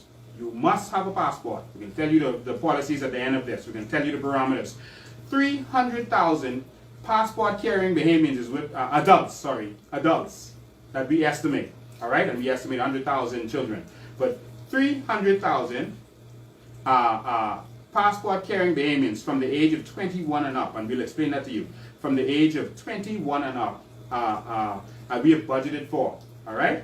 And so, sorry, it starts at 22. Just remind you, I'm sorry. It starts at the age of 22 and up is when you're going to be getting that. We're going to tell you why. You're going to love this. Trust me, you'll be glad you're getting that at 22. All right, so from the age of 22 and up, we budgeted for 300,000 Bahamians to get $100,000. And so if each of them get $100,000, that's $30 billion. You see why our budget is $35 billion? $35 billion is our budget. So now you can see that most of that is just making sure we get our check. All of the other stuff is very doable. We can almost do that now without any of this. We can do this. All right? And so 30 billion of it is going to go to checks that go to our Bahamians. All right? And can we make it? With our Aragonite alone, that is nothing to do. I've shown you the numbers. It's time for vision. All right? There are people making billions of dollars off of our natural resources for years. It's time for us to get it. We can get it, and we're going to get it. We have to stand up, Bahamas. We have to demand this. And guess what? The people who might fight against us, they're going to benefit from this too. Politicians, members of parliament, why would you fight against this? You're going to benefit from this too. Your children, your generations that you're fighting for and making the corrupt deals because you're looking out for them, that money you're making is going to go to naught. They're not going to enjoy that because it's corrupt money. We can do this the right way. And your people can benefit. Your children can benefit. Come on board. Stand with us. Join us because this is possible. So you now see that it's possible for every Bahamian to get $100,000 a year. If you challenge me, or anyone challenges me, then do a debate with me and we'll break it down. Next, every single child is going to receive $1 million at the age of 21. And that's why the 100,000 starts at 22. We budgeted for this, y'all. We did the numbers.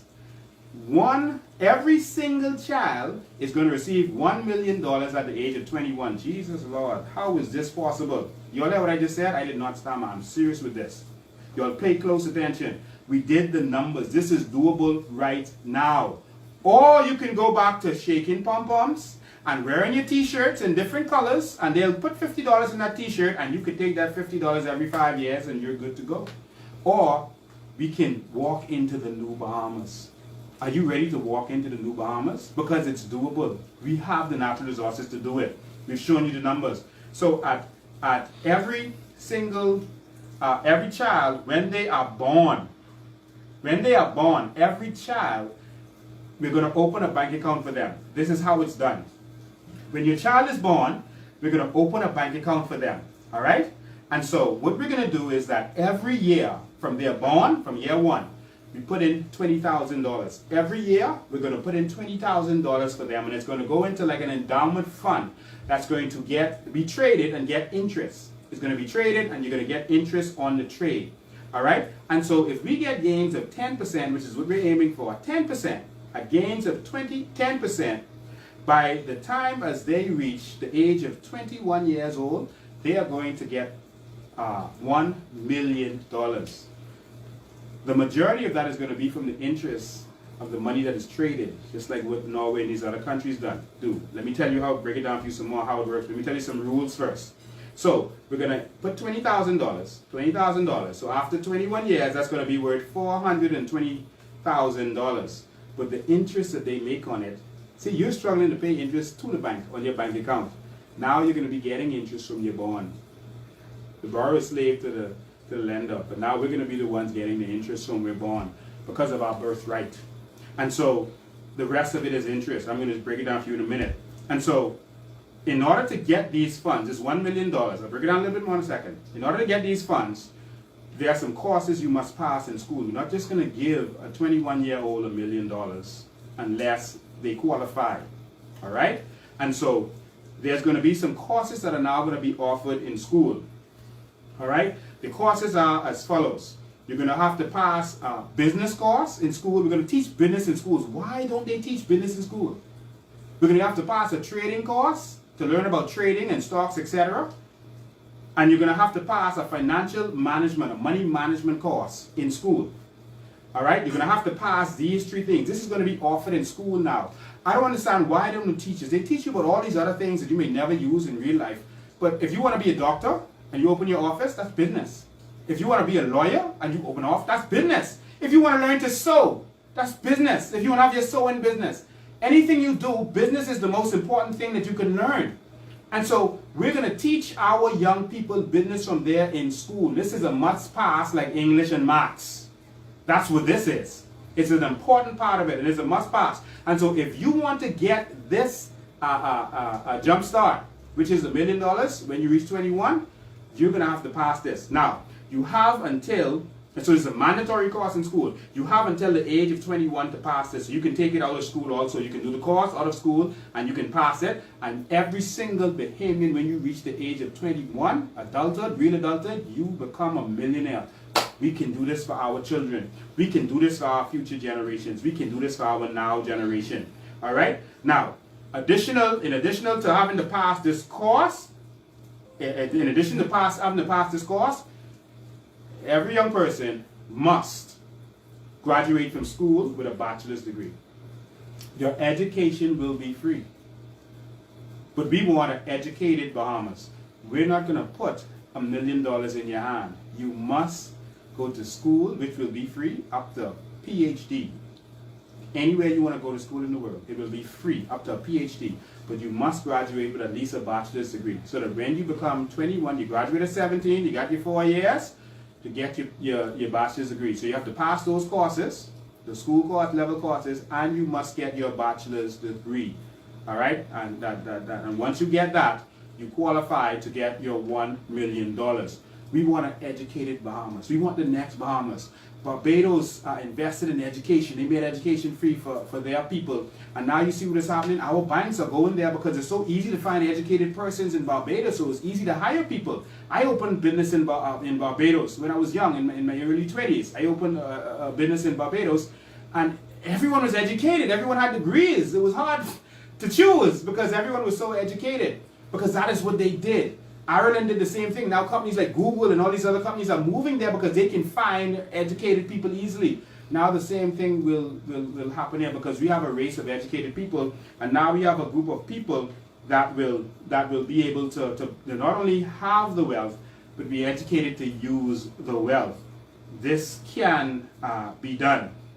Special consideration will be made in the form of trusts and trusts that can be done on their behalf for children with learning disabilities. And so once a doctor declares that they have a learning disabilities, they will not have to pass this criteria, but no one will be able to take advantage of their money. We will put their money in a trust for them, all right, so that they are able to still have these benefits even though they have learning disability. All right, and so from the fund, which is from this fund alone, so the fund is for 100,000 children, and it's 20,000 that we're going to put in a year, so that 20,000 in 21 years is $420,000. But the fund will actually make $1.4 million. It will make more than the $1 million that we're giving them. So it's going to cause a surplus. And so when that child is finished and when they reach the maturity, that fund is actually going to have an extra $400,000 roughly. And so we're going to take that and put that back in the pot. And so it helps to get the other children there quicker. And so this fund alone, upon the maturity of this 100,000 people, is going to generate another $40 billion of trade alone that goes back into the Sovereign Wealth Fund and pays for our future generation. This is the fund just for our kids, just for our children's future. Money is not scarce, vision is. It's time for us to think about the future and to think about the now. All right? And so, number 9. The number 9 benefit that you're going to get. We're paying for your funerals. This is already done. These other countries that are doing it with their natural resources, you don't pay for funerals. We will cover your funeral. And so you don't have to worry about, having to wait a month to bury your loved one because you don't have the money. Those days are over. The state will pay the cost, whatever it takes. All right? You pay for your own repast. We ain't paying for that. But we pay all the expenses for the funeral. All right? And so we're going to give you up to $10,000 for a funeral. And we will reassess that. If funerals get more expensive and it's $15,000, then we'll pay $15,000 for a funeral. All of this is covered in the budget already. All right? Number 10. Bahamian entrepreneurs will receive $5 million to start a business. This is not a loan. This is a grant.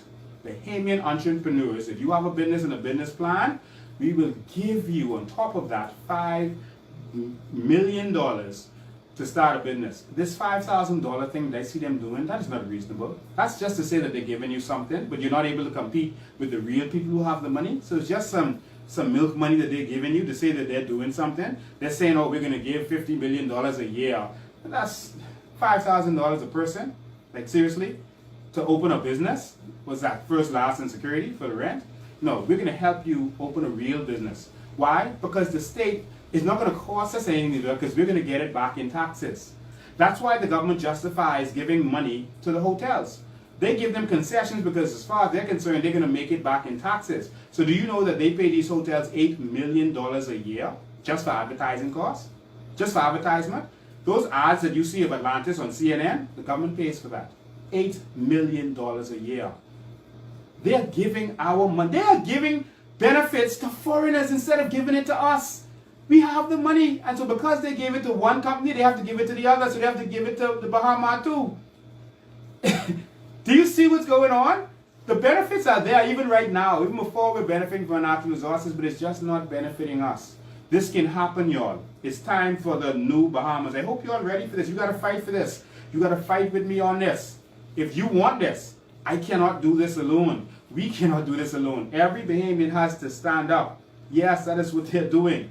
All right? And so we're going to give $5 million to everyone who wants to start a business, and we're going to give you land. We're going to lease the land to you so you could be able to do this business. Yeah, I said lease the land to you. The land stays with the Sovereign Wealth Fund. Now, once you showed us that you are doing what you're supposed to do with this land, then at the end of the lease, which is most likely going to be 5 years, then we'll be able to turn the land over to you. We're not going to give you the land like has been done before. They'll give a pastor land to build church, then he builds a subdivision on it.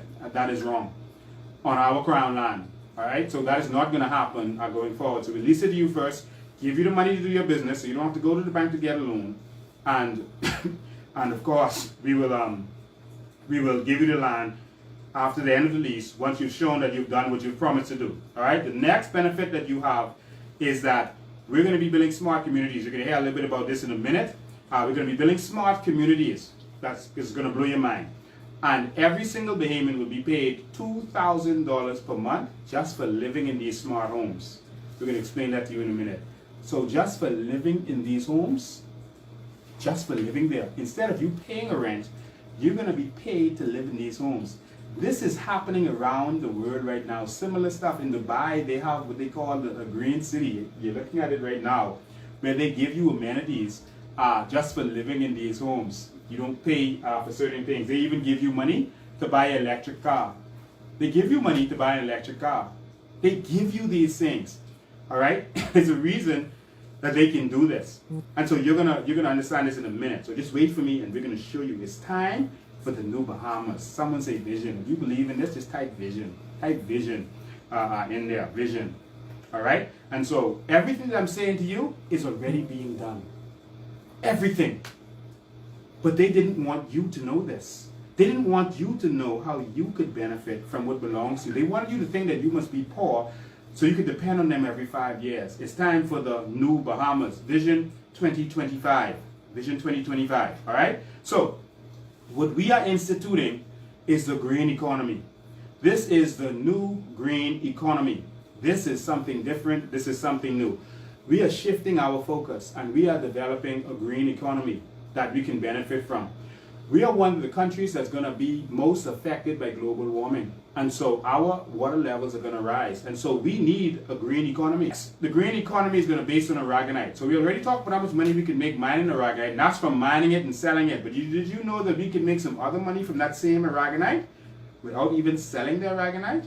When we sell it, we're going to make money because we sold it. So we're going to make money from the $200 a ton, which we know we're going to get more than that. But we're going to make money from the $200 a ton, and then we're going to make more money because we sold that 1 billion tons. We're going to make money for that. How are we going to make money for that?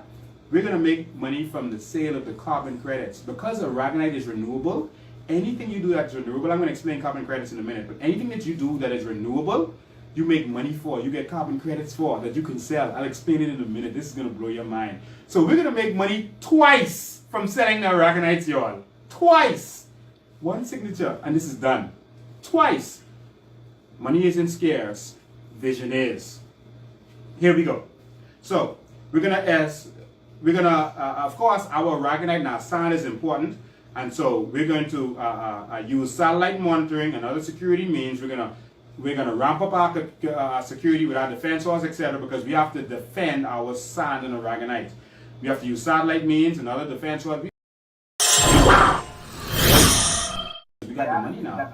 And so we're going to take care of... Ladies and gentlemen, I just want to thank all of you for tuning in. How do you feel so far? We have shown you an example of one of our natural resources, the customers and how we will make money from it, the need that is out there in the market. We've shown you how we're going to make money from this, and all of our numbers and estimate we put way down just for the naysayers and just for people who cannot handle seeing big numbers. That's half of it. On Sunday, we're going to show you the businesses we're going to go into. We're going to show you how we're going to transform the industries, how we're going to transform tourism, transform electricity, what we're going to exactly do with these funds. Let's discuss it. Ladies and gentlemen, that's half of it. The rest is coming this Sunday. You know, I don't want to get moving forward pulled into these conversations with politics and politicians who want to talk about each other. I don't have time for that. We have to prepare for the next Bahamas. I don't have time to go back and forth with trolls. I don't have time to go back and forth with talking about who is good and who is bad. I don't care about that. Right now, I am possessed with the new Bahamas. It is in me. Right now, I am pregnant with the new Bahamas. And it will come forth. And so what I'm going to do now is I'm going to open up the phone lines so that you could be a part of this conversation. You can tell me what you think. You can tell me if you think it's possible. You may have a question. There might be something that you need cleared up. You might be a family member sitting with you and they might have a question.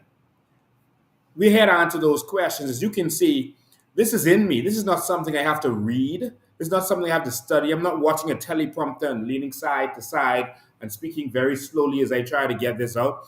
This is in me. And this will come forward. we will transform this Bahamas. And so I'm going to open the phone lines for you right now. They've already started calling. They've already started calling. I'm trying. Okay, we can put the number up there. In the meantime, I'm going to answer the phone lines. Good afternoon and welcome to the New Bahamas. Yes, sir. Calling on the show. Yes. The same thing you was talking about with the air conditioning thing. You know, they had that over here before in the Crystal Palace Hotel. It's one of those hotels. Wow. They had the pipes run across the street. They had a Yes. building in the back where the police station used to be, and they had a big air conditioning unit there. And they had the pipes run across the street into the Crystal Palace Hotel before they broke it down. So that is something I know can be done because Yes. it's been done here. But a lot of people don't know that. And the water system thing, what you're talking about, that is possible. A lot of people don't know Andros has a river. Wow. A lot of people don't know it. Andros has a river that naturally, a lot of people think a river just flow down a mountain and a valley. No, it's a natural spring that comes up and flows to the ocean continuously. It's been there. A lot of people don't know it. Andros has a fresh deep water river. Remember the barges go to Andros to get fresh water? Yes. Right, so all these things are sustainable, but like you said, money is not the problem, it's vision. It seems like these, and I hate to say it, these old PLP and FNM recycled politicians, they, their time is finished. This is a time to take the Bahamas into a new level. It's like so Lyndon brought us out of Egypt, and we've been wandering in the wilderness for the last 49 years. It's time to go into the new direction of this country right now. I've been thinking about it from in my early 20s. Why we can't do this? Or why we can't do that? But how it seems to me is like this. It's like this system is set up here in the Bahamas to create a cookie cutter system of servanthood. That's all. Wow. No teacher in school ever taught me. You know that's what they say in school? Boy, if you want to get a good job, you better get a... Yes, they taught you to be a slave. They never taught you about an entrepreneur, not one. And I had some good teachers, but not one ever said to me to become an entrepreneur or business person. But Mr. Ben, keep it up. And I'm looking forward and to see why all day. I voted for you all again this time. Thank you, man. Appreciate it. All right. All right. We're going to go to the next line. Good afternoon. You're live. Good night. Hey, everyone. I just wanted to send a message out to our current administration. That they do not have the voices of this generation anymore. Their generation has aged with them. We feel like it is time for them to pass the baton on to the voices of change. Yes. To the voices that will speak progress into existence. Our country needs to move forward. We need to start creating legacies for our children and our children's children. So, again, I would like to encourage all Bahamians to get involved about the business and affairs of the country, get yourself educated, become empowered. And Mr. Bean is working so hard to empower Bahamians so that governments can no longer take advantage of the Bahamian people. Great live tonight, Mr. Bean. Thank you for taking the call. Thank you. Appreciate it. You can call us in live at 803-5995. If you have questions, your family members have questions. If you've ever heard something your family member doesn't have an answer for it, this is your chance. I have a question for them. Good afternoon. You're live. Good evening. How are you? I am awesome. How are you? That's good. I'm good, thank you. I don't know why you're not in the Prime Minister's seat as yet. You have to get there. Well, we have to get there together. We got to make this happen. Yes. I'm really excited about your vision. Brave David's vision it has a lot to try and catch up to you. He wants everybody to pull together to create a better Bahamas over the next 50 years.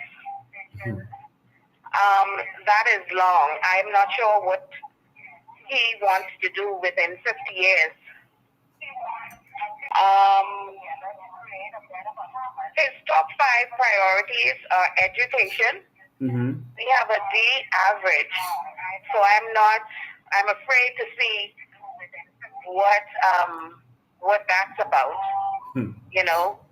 the average, he's failed. Yes. Economy, poverty is overwhelming in the Bahamas, so that's another fail. Yes. Environment, we have trees being burnt, that's causing severe health issues. Also, a very toxic water table, so that's a fail. Wow. Culture and social identity. As it stands, we have no identity because we have others that are being placed ahead of us in every aspect of our lives here in the Bahamas. He also has where he wants affordable health care. Mm-hmm. It appears that he has made it very inexpensive because he has allocated $10 million for catastrophic health care. So if 400,000 persons needed money from this $10 million, they would get $25 to go towards catastrophic health care. So I'm not sure where they're going to provide that. And if 10,000 persons needed assistance from that, they would get $1,000. So I'm not sure who helped him with his numbers. Wow. They are still playing on words, and many are sadly still following them with the play on words. These people really do not care about our well-being. Yes. And the Bahamian people have to get to a point where their eyes are open. It's not about PLP, F&M. It's about the Bahamian survival. We have so many issues right now that are not in the favor of Bahamians. And so people need to start standing up because they're playing with us continuously.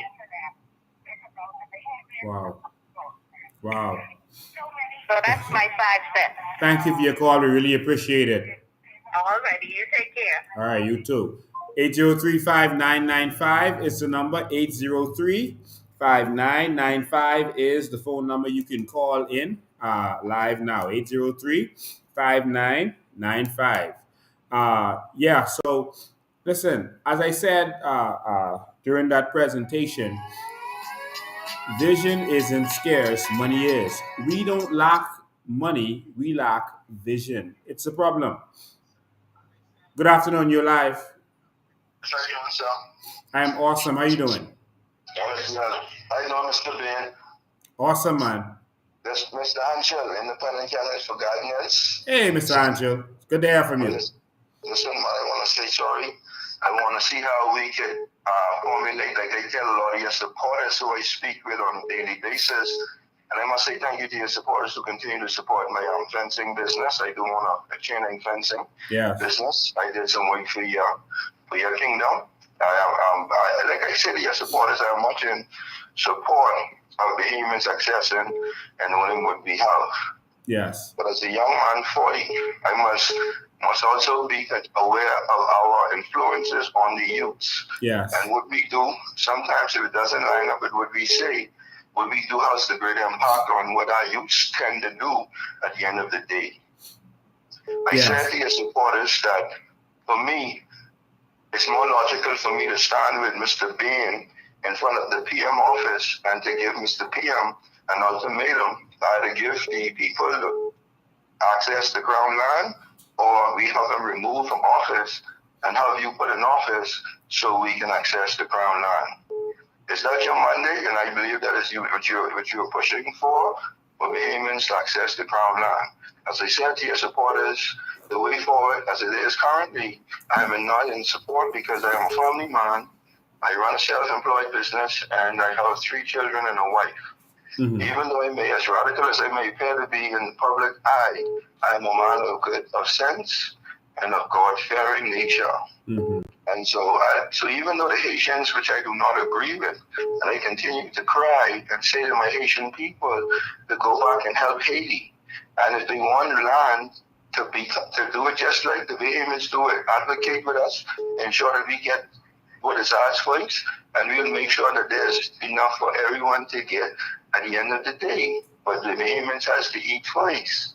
Yes. And that's just the nature of the day. And so I just want you to be encouraged and to know that even though that we may be on two separate coins, and at times when we see them as allies or at times as adversaries, to know that my personal push is always with the Bahamian people at my heart. Thank you, man. I appreciate it. The poor and the rich. And so I don't want to leave nobody out. COI, PLP, FNL. I want them knowing that we have to work together. Thank you. And thank you for your call. Yes, sir. All right. Appreciate it. I have no adversary who is an organic Bahamian. All of organic Bahamians I am fighting for, even the ones who may be a part of other political parties, I am fighting for them too. We are fighting for all of them. Even while they may cuss us and fight us down and lie on us and do whatever, we are fighting for them also. We are fighting for them and their children. We are fighting for all Bahamians because we know and understand that while they are fighting for their party, that one day we will transform this country and they will come back to us and they will say, thank God Lincoln didn't listen to us. And thank God the people didn't listen to us while we were fighting to empower politicians instead of fighting to empower our people. Go to the phone lines. Welcome, you're live. Wow, I finally got through. So, Mr. Bain, thank you so much for educating us and giving us Vision 25, you and the coalition. So one thing I wanted you to expand on was the 100K. Mm-hmm. And the very concept of the 100K, a lot of people think it's not economically or fiscally feasible or possible for 100K because they don't understand how economics works. So I want you to expand for the benefit of everyone listening and even the trolls on how 100K will not negatively impact the Bahamian economy because a lot of people are running around with fear-mongering and saying 100K will cost a roll of toilet tissue to be $1,000. And that's simply not true. So can you expand on that first, please, for the benefit of everyone? Okay, that is a great question. You're going to hang up and let me answer? Yes, I will. Okay, all right. And if there's anything you need me to clarify on after that, you can call back. Feel free. Okay, so I'm gonna close the phone lines for 1 second. Y'all just allow me to answer this question. This is a very important question. Then I'll open the phone lines again in a minute and answer the rest of you. She's talking about some people who say, if you give 100K to all of your citizens or give them benefits, for example, it's going to cause inflation, okay? If you start giving checks to your citizens, it's going to cause inflation. And the reason they say that is, sorry, I'm going to close the phone line just for 1 second. I'll open it back in a minute, all right? So I'll tell you when to call back in. And the reason they say that is because if more people have money, everything is going to get more expensive because people are going to start raising their prices. And so I do not believe that this is the case. There's a couple of reasons that I will say that. The problem is they don't understand that we're already having inflation. Every time a hotel comes or a hotel opens up in a neighborhood or foreigners come in and buy up land, the price of land goes up. The only difference is we are left out. Inflation is happening without us right now, and we can't afford to keep up. We can barely afford to buy good land, and all we're getting is the swamp land of the Crown land that they are selling to us for Frankie Wilson and Orville Turnquest's son and everyone else to benefit from. The FNM and the PLP. That's all we're getting. But inflation is happening right now, and we're getting left out. Okay? So I just want to explain to you. The reason inflation happens is because you raise prices because more people can afford and more people are competing for the same products and they have more money. Now, one of the reasons that won't happen, let's say clothing, food, etc. One of the reasons that won't happen in our economy is because unlike other countries where it happened before, like in Finland, etc., unlike other countries where it happened, Denmark, is because we are so close to America. There's nothing that the amount of money 200,000 people gets in the Bahamas can do that will affect America and their economy. Now, If I have a clothing store in the mall and I choose to raise my prices, you know what's going to happen? Bahamians are now going to jump on a plane and go to Miami and shop. Because we're so close to that market, that causes a problem. Okay, it causes a problem for anyone who would try to raise their prices because we could just jump on the plane. In fact, we don't have to jump on the plane. We can go on Amazon and we can shut them down. We can order our stuff and it comes straight directly to us. So, raising your prices, you will be a fool to do that. You're going to be priced out because we're going to jump on a plane or we're going to order on Amazon. So, that's one of the reasons. So, the next reason we won't have inflation is because we're going to do something, we're going to dollarize. That means we're going to go to the US dollar, like Turks and Caicos, they're using the US dollar, etc. Why would we do that? One of the reasons we're doing that is so that our dollar won't be affected by what we're doing. And we're going to do business in US dollars. That way, we can get rid of exchange control. You can now buy on the stock market in the US. You can now get money you can borrow money to do your business or whatever you want to do on the markets, on international markets. You can invest freely. All of these things can happen. There's nothing that happens in our market that will affect the US dollar to the extent that it allows for inflation. And so the price of our dollar will not skyrocket and cause inflation because we're going to go to the dollar. We are going to dollarize. We already use the US dollar.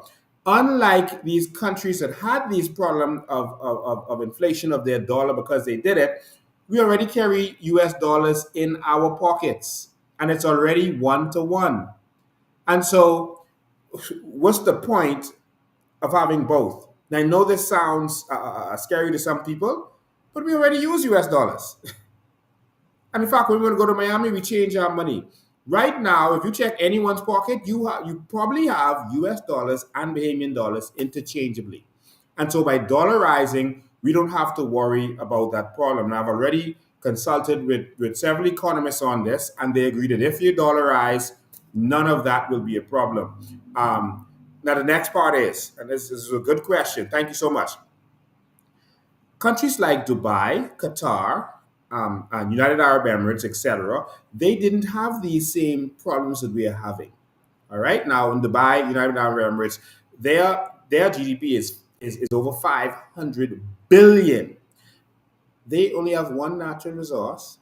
Only 5% of their GDP is from oil in Dubai. It's from oil, but it's from all the other business they do, which in the next part of our Vision 2025, you're going to see the other businesses we're going to do, like Singapore and Dubai. But they didn't experience this, and there's a reason. The people in Dubai are now wealthy. All of them have been made wealthy, every single one. And they didn't experience out of order inflation or more inflation than we're having already. It's because workers started coming in to work for them. The people had vision, the government had vision, and they needed to build skyscrapers. They needed to do things like we're talking in our vision. And so we're going to have people coming in to work for us. All right. Our Haitian brothers and sisters, they're going to come in and work for us. They're going to come to the Bahamas. They're going to work for us. Chinese, Mexicans, etc. Now they can come freely. They're already coming. All right. They're already here, except they're competing with us for jobs. All right. We don't have an immigration problem. We have an ownership problem. They're competing with us for jobs, and that's why it's a problem for them coming in. But in the case of, for example, Qatar, their population is 300 plus thousand persons, citizens, just like us. But their total population is 2.7 million. But it's not a problem for them. There's not an immigration problem. Everyone who comes in with a work permit. They live in a house. They don't have shanty towns, and they're working for them. So you're not going to be able to raise your prices because now you're going to price out all of those laborers who come in to work for us to build the new Bahamas.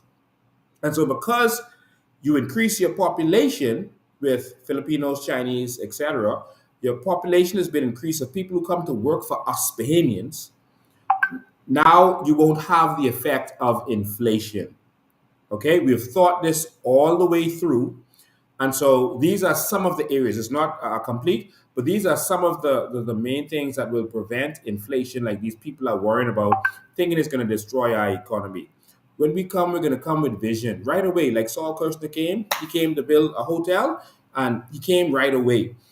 We have vision that we're ready to implement right away. Our tourism industry is going to be mind blowing, and we're going to invest immediately. And so, for example, Dubai, they only found a small amount of oil, but what they did was they got loans. We're getting loans to pay off previous debt. We're borrowing money and wasting money, like a person borrowing to go on vacation. Moving forward, when we borrow, we're going to borrow to make money, to invest. We're going to use other countries' money. So, for example, China is one of the biggest borrowers from the IDB and the World Bank. A lot of people don't know that. China is.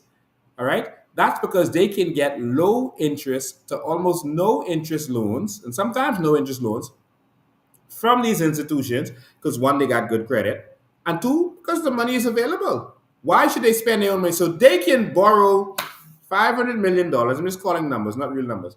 They can borrow $500 billion and then lend it to America.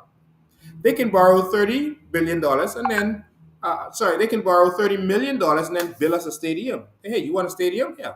Take this free money and give it to you. Because they are considered a third world nation still, so they take advantage. They have leaders who think. So instead of borrowing, they borrow for a certain purpose. They borrow to build. So back to Dubai.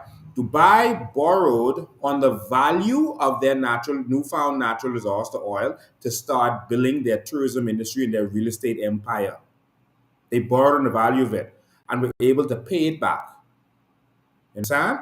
And so when we quantify our natural resources, you now have an asset that you can use to get started.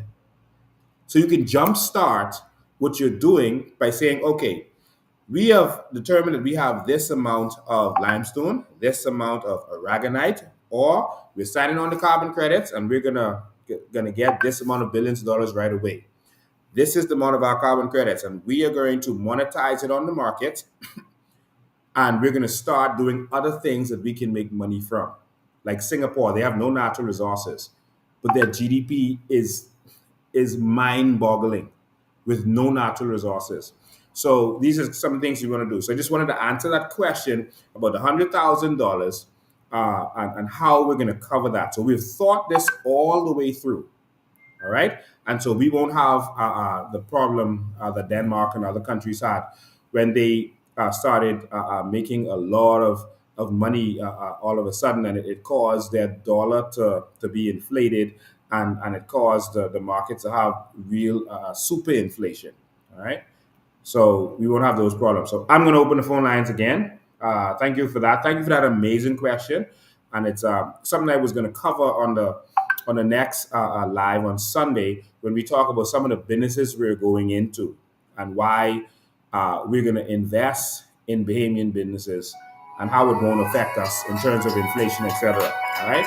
So I hope we answer your question fine. Go back to the phone lines. Good afternoon. Welcome. You're live. Hi, Lincoln. This is Floyd. How are you? I am awesome, man. How you doing? Pretty good. Good evening, Bahamas. A couple of things. I was just wondering if there's any way we could know how many new persons were listening to the show or watching, and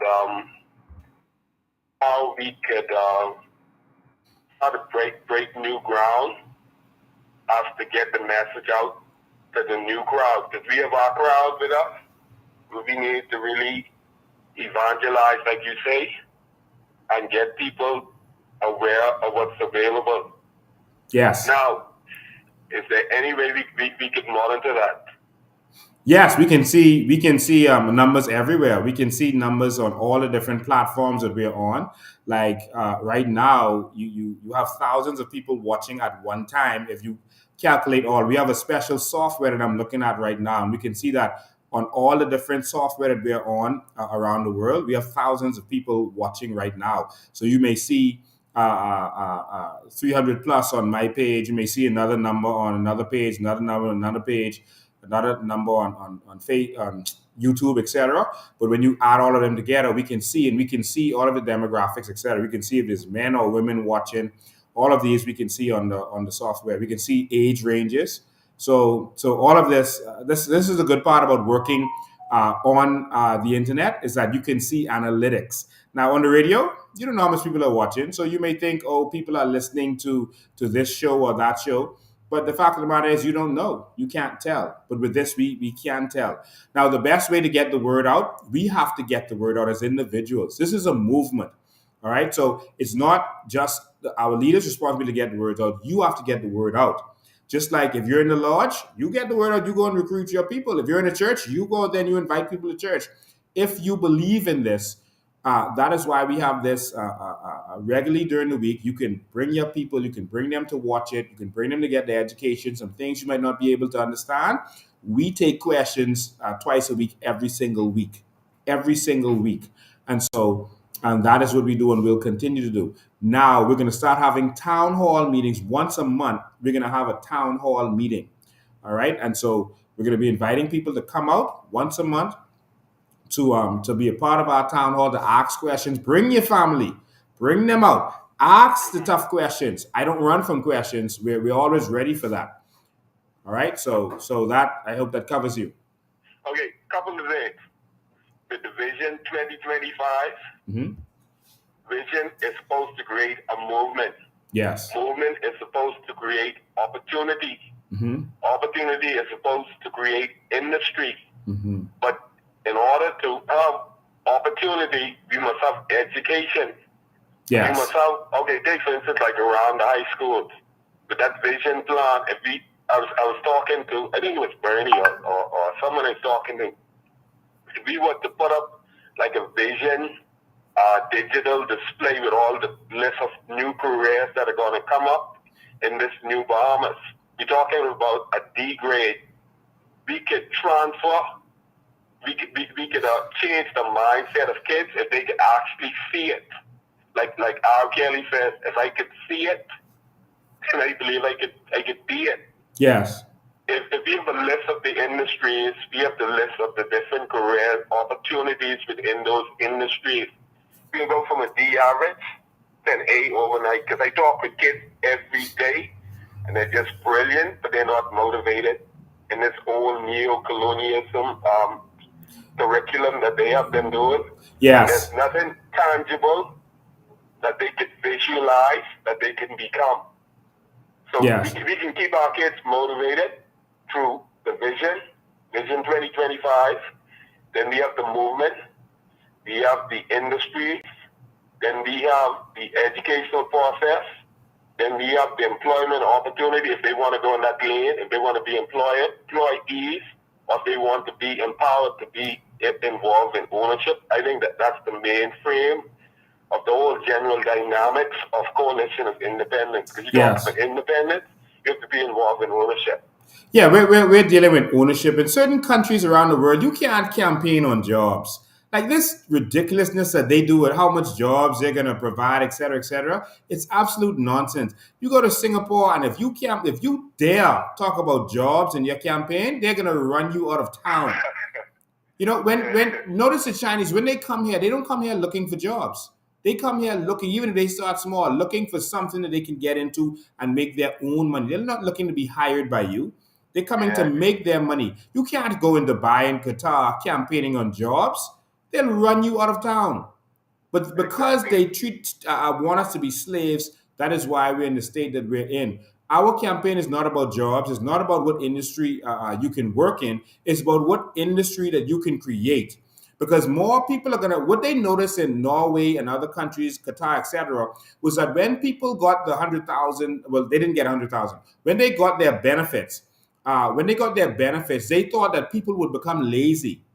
They thought that the people would become lazy. And we're going to talk about this next week, because we're going to talk about universal basic income, because Canada was the country that first started giving out $100,000. They didn't experiment in a whole province, so that's like a state, where they actually gave out the $100,000 to see what would happen. And they also discovered that people didn't get lazy. People didn't just quit working or doing anything. They started doing what they love. And that's what this is about. right now, as I drive around, I see a lot of Bahamians who are frustrated and angry. If you look at them on the red light, if you see how they blow at you so quickly when the light change, and how frustrated people are angry. All right, it's because they're frustrated. They're doing what they don't love.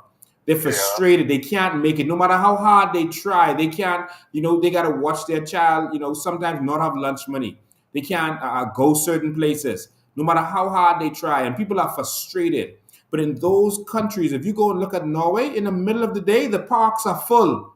People are out in the grass, just chilling, thinking about what business they're gonna do next, because they have a cushion to fall back on. So they can take more risks. The reason our people can't take risks is because they gotta pay that rent. They gotta pay that mortgage. The child's school fee is coming up. They can't afford to risk opening no business and it may fail. And so many businesses have not been done in this country because people just can't take the risk. So two things.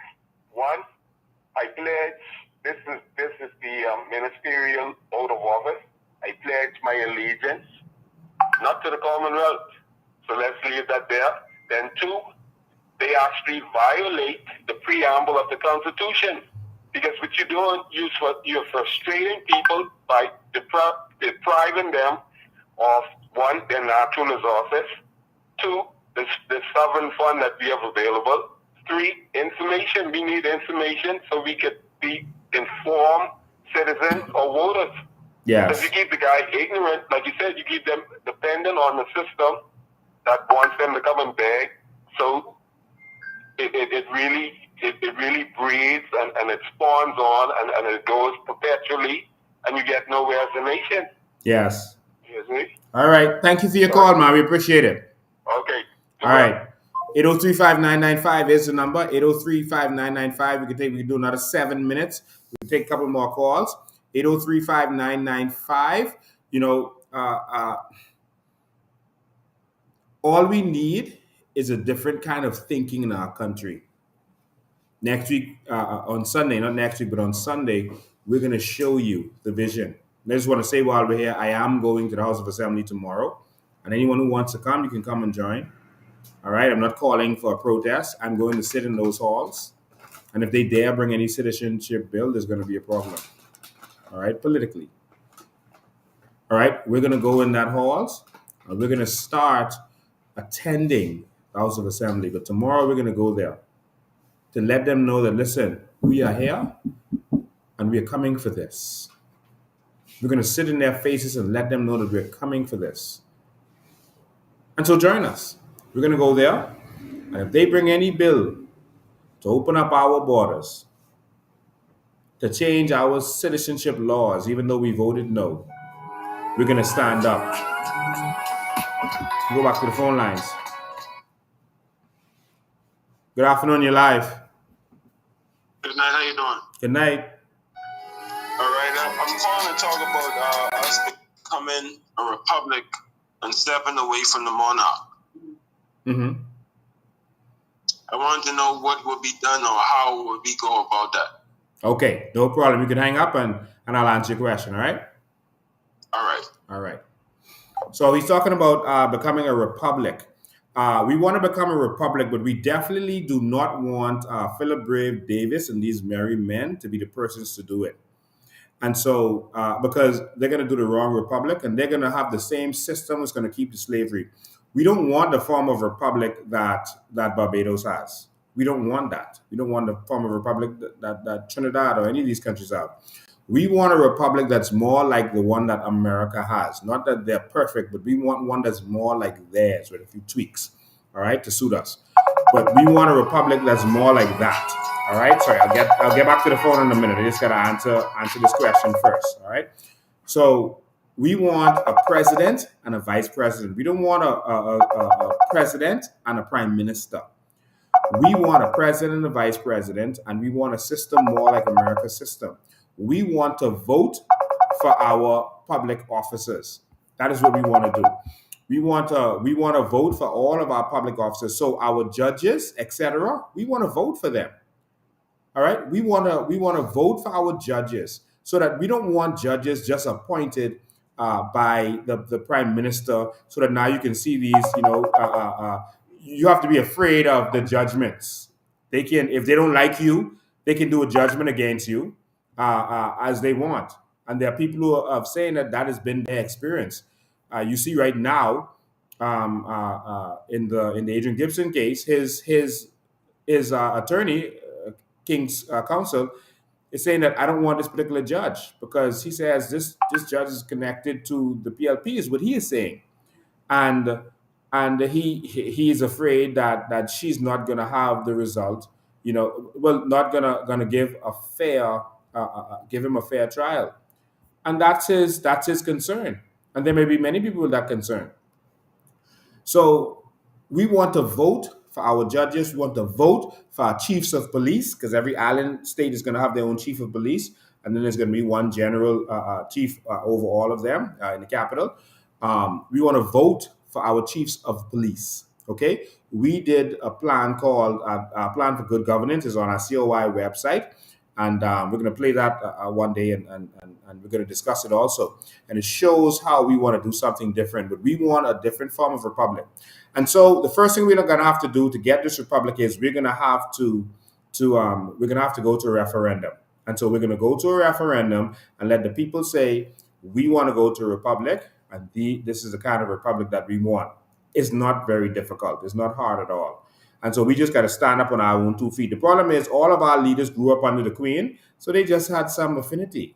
And so it was just Ingram and those, they didn't believe in the Queen system. That's why he didn't allow a knighthood. He never became Sir Hubert Ingram. And others did the same thing, A.D. Hanna, etc. There are other persons who didn't want to take anything from the Queen. I think Perry Christie was one of them too. But then why didn't you have the courage to just move away from the Queen? It's ridiculous. But these people who are born under the Queen, they can't think outside of it. They're stuck on it. And we keep making them our leaders. And this is the problem. We need a leader born in the Bahamas, not in the UK, not as a colony of the UK, to take us into the next Bahamas. Pintard, sorry, you're going to be 62 at the next election, which means you were born under the Queen. Brave, you could be 76. Cooper, you're going to be pushing 60 at the next election. We need Bahamians born in the New Bahamas to take us where we need to go. All right? So I hope I answered your question, but we'll give more details later. And it's going to be an education process to go forward, but we're going to move away from them. Just like Barbados did, it was a very simple process. And the Queen doesn't own anything in the Bahamas. She's only a titular head. It's a constitutional monarch, which means she has no power, no authority. It's almost like Ronald McDonald. And I'm saying the Queen, but it's the king. It's like Ronald McDonald. He's not really in charge or any decision maker in McDonald's. It's just a representative. That's really what it is. All right. So I'll go back to the phone line. So sorry about that, but I wanted to answer that question properly for you. Right. We're going to be moving into the New Bahamas, and we're not moving forward with the king. We're not interested in the king. All right. And so, thank you. That's it. All right. 803-5995. 803-5995 is the number. 803-5995 if you want to call in. And so, ladies and gentlemen, I hope you got a good idea of the first part of this that shows where it's going to be coming from, how we're going to do it. I hope you're able to answer some questions to your friends and family. If not, come here. We're going to be talking about the vision more than talking about all this distractions in politics. We don't have time for that. We got to save this country. Now we're going to show you when they're doing corruption. We're going to stand up to them, and we're going to fight for the Bahamian people. We're going to continue to do that. A new show is starting tomorrow. Some Bahamians decided to start a new show. And so it's going to be tomorrow at 8 p.m. Right here on the same network of channels at 8 p.m. It's called Talk That.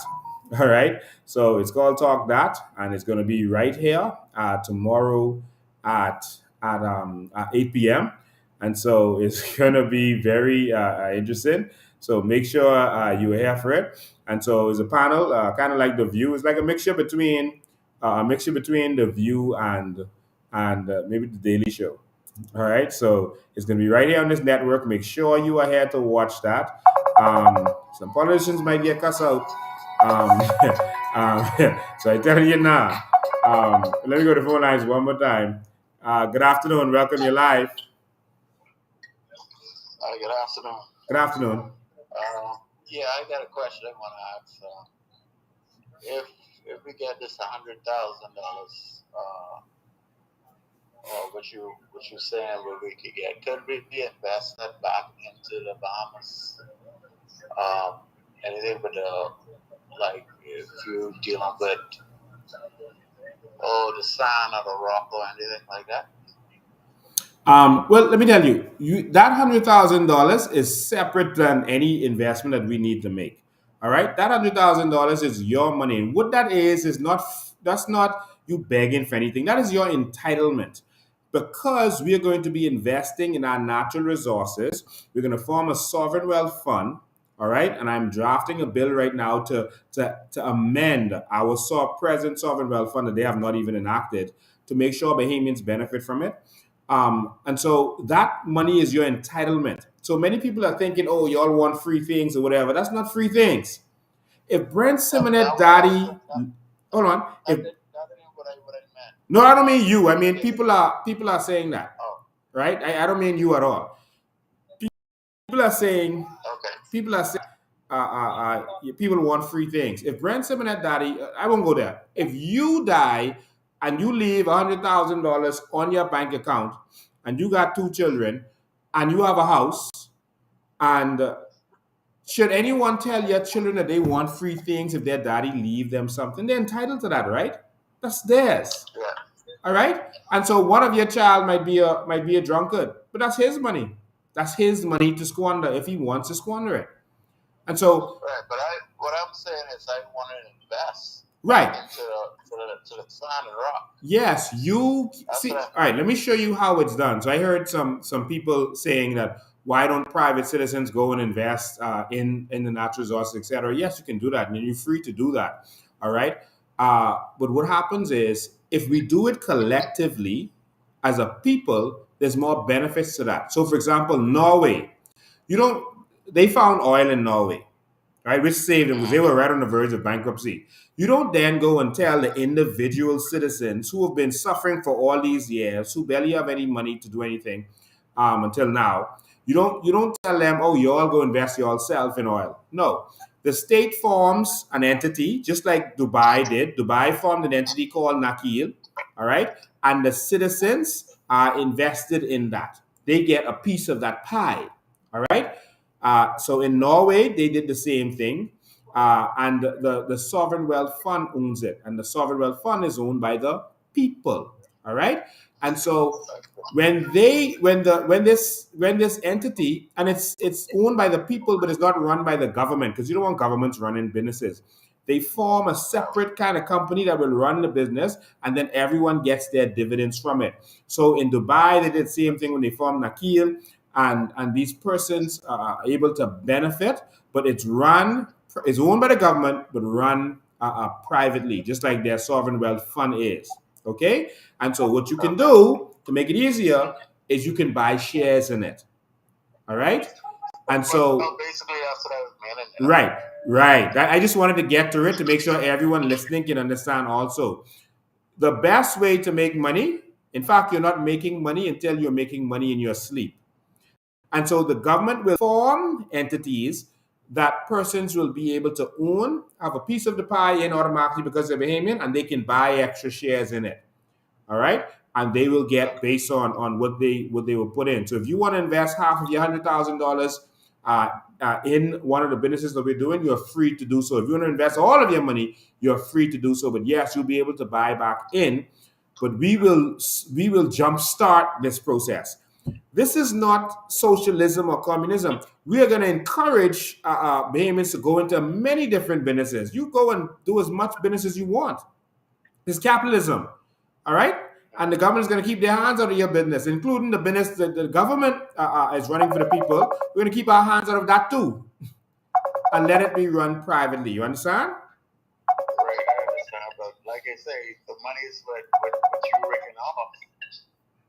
I mean, if you invest back into it, even if you get even private books, Yes. start delivering that's some good money in that. Yes, but I don't want you to think 100 grand is no money. That ain't no money. That's small money. All right? That ain't no big money. But if you're getting it every year, Yes. if you're doing it every year, But we will have grants available to you with bigger money, up to $5 million, that you can go into any business as a Bahamian. okay. All right? And so you take your money as your cushion. So if your business fails, you still got the 100 grand to go try something else. Go try something else. You understand? All right. That's how we're going to change the game. And we want you to not just think about this 400,000 people and investing here. We want Bahamians to invest around the world. But that's going to come in our next live on Sunday. Make sure you're watching it, okay? All right, thank you. Good afternoon, you're live. Good night. Good night. Good night, Lincoln. How you doing? I am awesome. How you doing? That's good. I think the problem is with Bahamian, with this thing about us benefiting from our natural resources. I think the problem is, and that people getting benefits free. I think the problem is that this is so much that is unbelievable. I think that based on the numbers I believe it's true.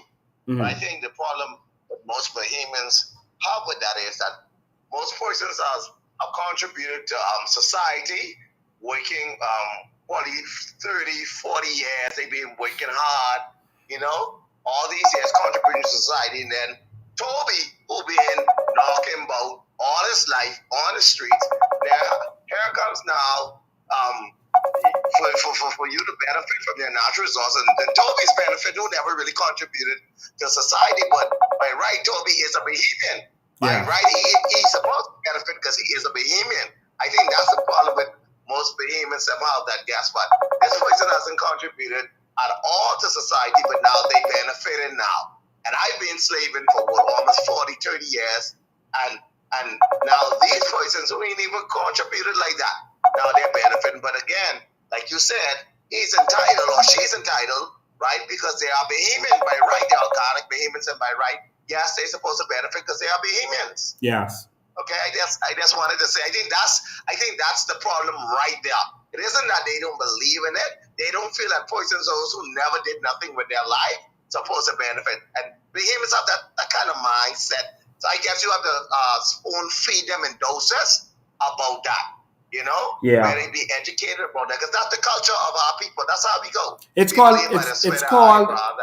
called the black crab syndrome. You're watching everyone else's money. I will tell you this. If you are serious, if someone was squandering their money all their life, they get $100,000, and most likely they can squander that too, But guess what? That's true. Guess what? They may even still be in a similar situation that they was in before. But guess what you do? You create a business that they're going to funnel that money to as a Bahamian. So if you know that person like to go to the club, you open up a club.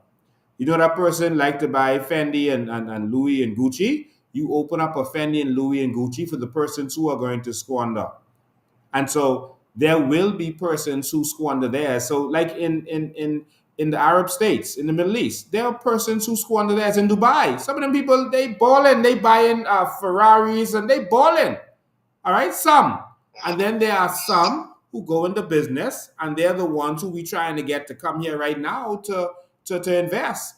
The government is bragging about going to Dubai, going to Qatar, etc., and because the people there are wealthy, but they're wealthy because their government made them wealthy. Now there's some who squandering their money. Okay, let them squander it. That's theirs. Wow. But I will open up. Mindset just need to change. Yes, I will open up businesses for all the squanderers. Let them go squander with me. You like go to the club and buy Cavassier? I go open my club. Come, bring the 100 grand. Wow. But it's gonna stay in our circle, in our system. Get it?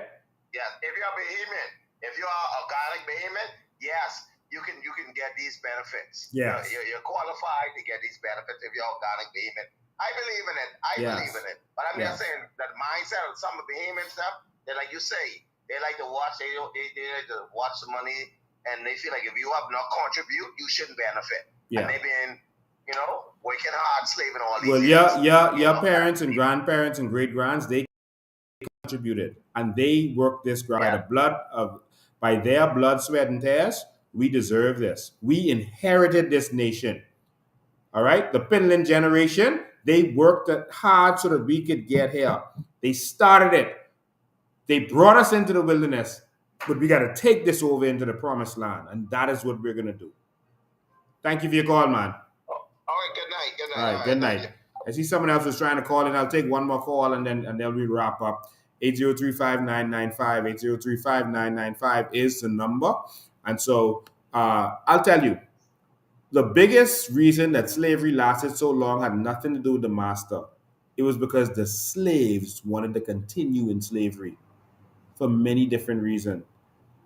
I love that Django movie and how they put that together and showed you how the slave, Stephen from Django was jealous of another black man being on a horse.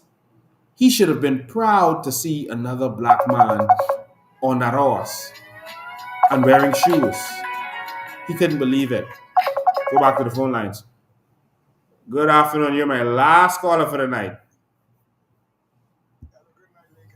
Do you think the people are wise enough now for a by-election? You think they learn? Do you think they learn now?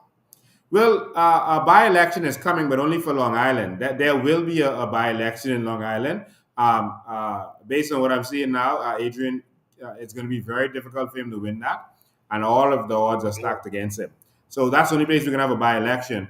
But if we come out in droves, we can end this government now and go into the New Bahamas. We can. That's right. But that's right. Bahamians have to wake up. And we have a duty to wake up our brothers and sisters. I always tell people the majority of blacks did not vote for the 1967. The majority of blacks voted against themselves. I always riddle off these numbers.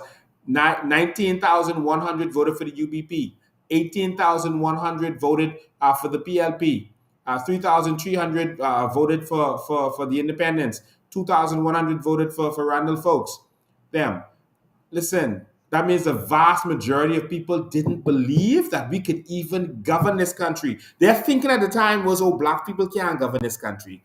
It ain't possible. It ain't real. They selling dreams. These jokey fellas, they never had no job. They never had no real job. Yeah, pilling them going to England to school, but they never did nothing with their life. They didn't believe. They said we didn't own business. But it took people, it took years to get them to understand. But with the information age now, we can get the message out quicker, and you can talk to all of the people around you to get them to wake up. But listen, Lincoln, when that radio journalist made that statement about this Lincoln wannabe politician, where he's going to get $100,000 to go to people, but all of the politicians was wannabe politicians because all of them had to pay $400 to be a representative, right? Yeah, Brave is a wannabe politician. So was Chester. So was Menace. So what he was talking, you wouldn't believe he didn't answer my text when I texted him and he said that, Listen. He was a man enough to answer my text when he said all of them were wannabe politicians. That's how they get there. Listen, you have to read between the lines. They're going to say anything they have to say to convince us that we're supposed to stay on this plantation. They don't want us to be free.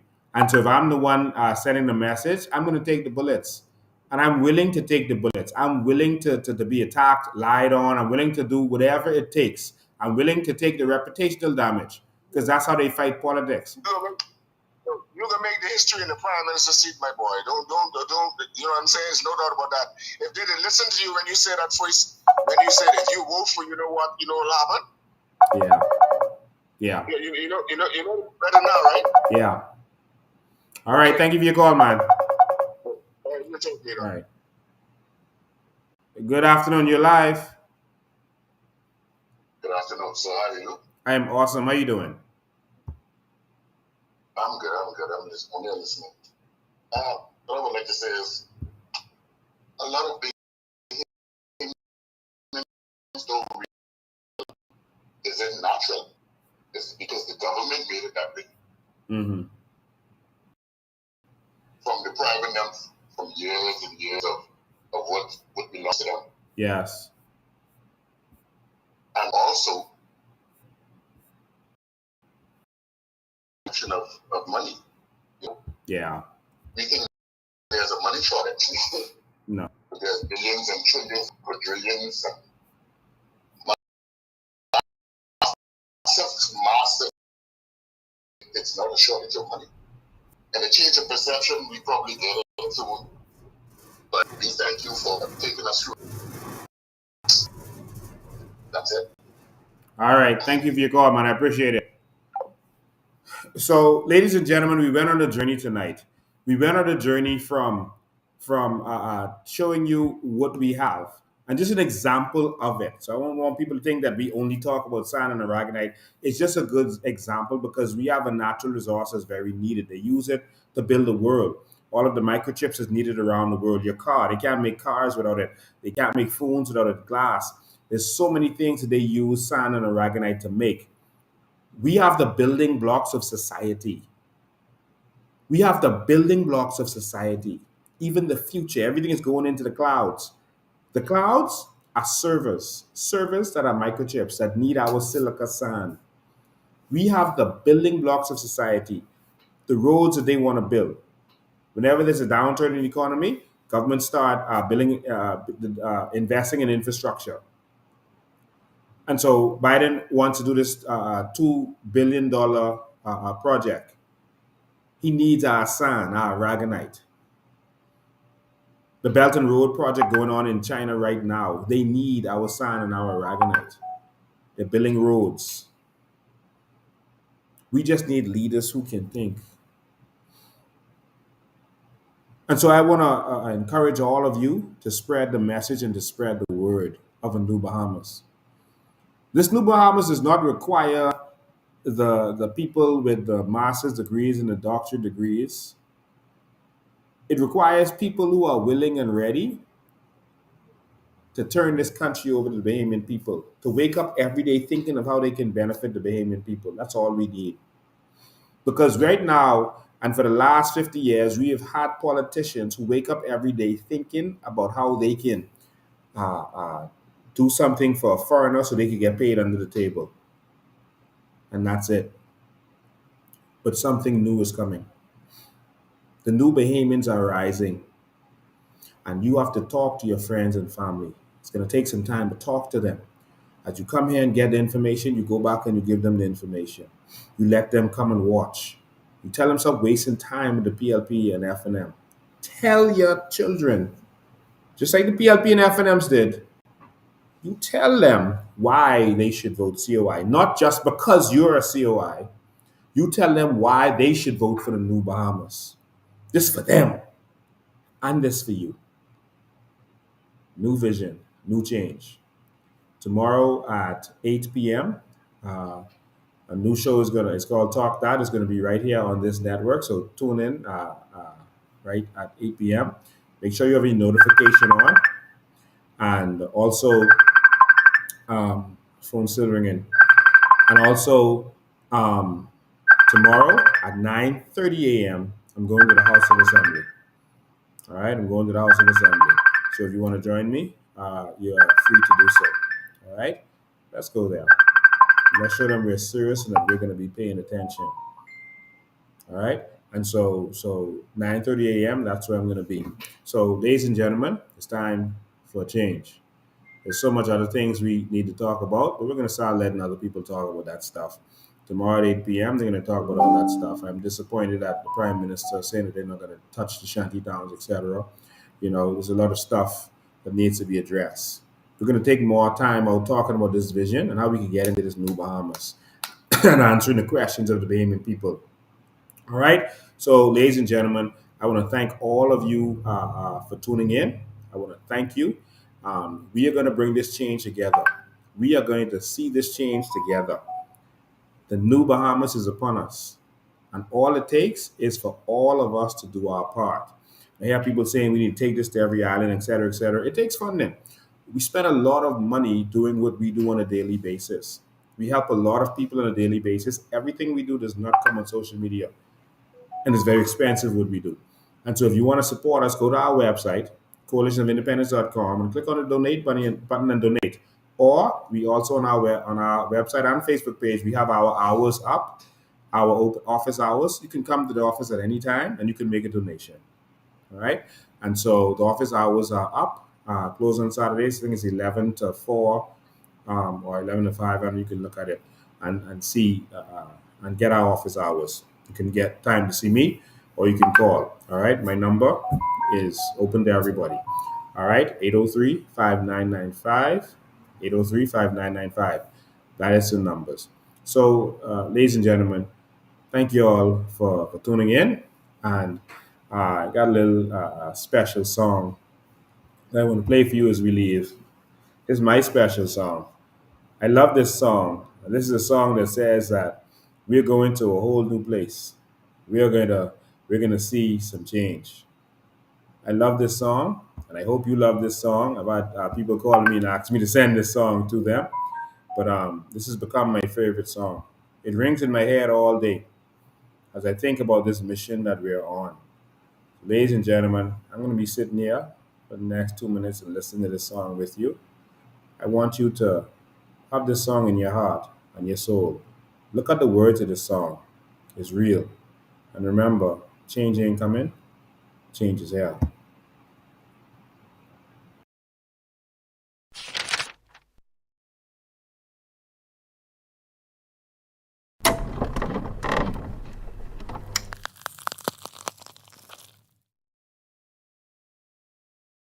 Back peaceful.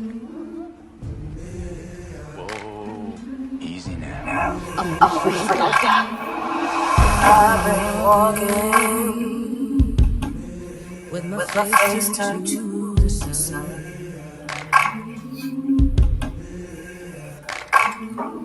Weight on my shoulders,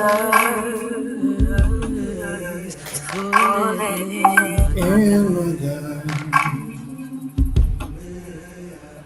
Oh, I got eyes in the back of my head, just in case I have to run. I do what I can for my people. While the clouds roll back and the stars fill the night, that's when I'm gonna stand up, take my people with me. Together we are going to a brand new home, far across the river. Can you hear freedom calling, calling me to answer? Gonna keep on keeping on. I can feel it in my bones. You have made it 100 miles to freedom. Would you like to pick a new name to mark your freedom? Early morning, before the sun begins to shine, we're gonna start moving towards that separating line. I'm waiting through my waters. You know I gotta made up mind, and I don't mind if I lose any blood on the way to salvation.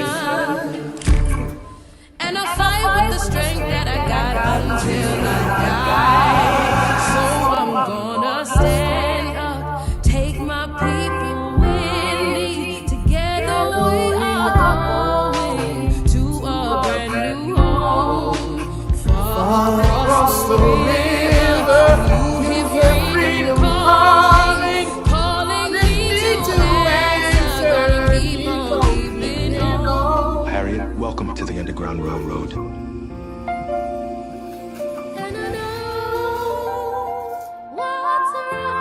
I know what's around the bend. It might be hard to face because I'm alone. And I just might fail. The Lord know I tried. Sure. The stars fill up the sky.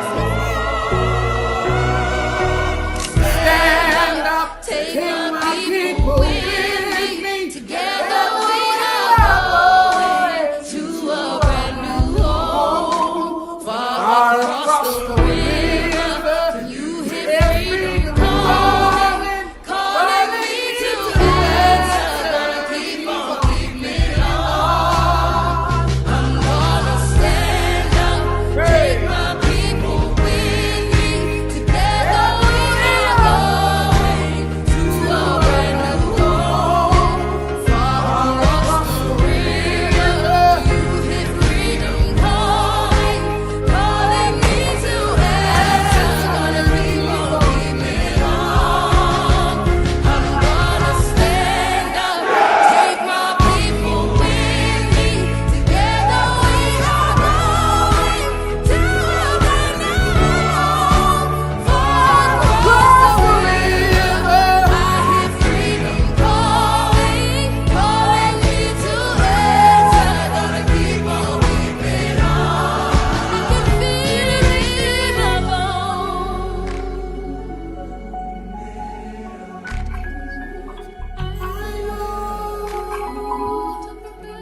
Ladies and gentlemen, I go to prepare a place for you. And it's a place that you will love. It is a place called the New Bahamas. See you next time.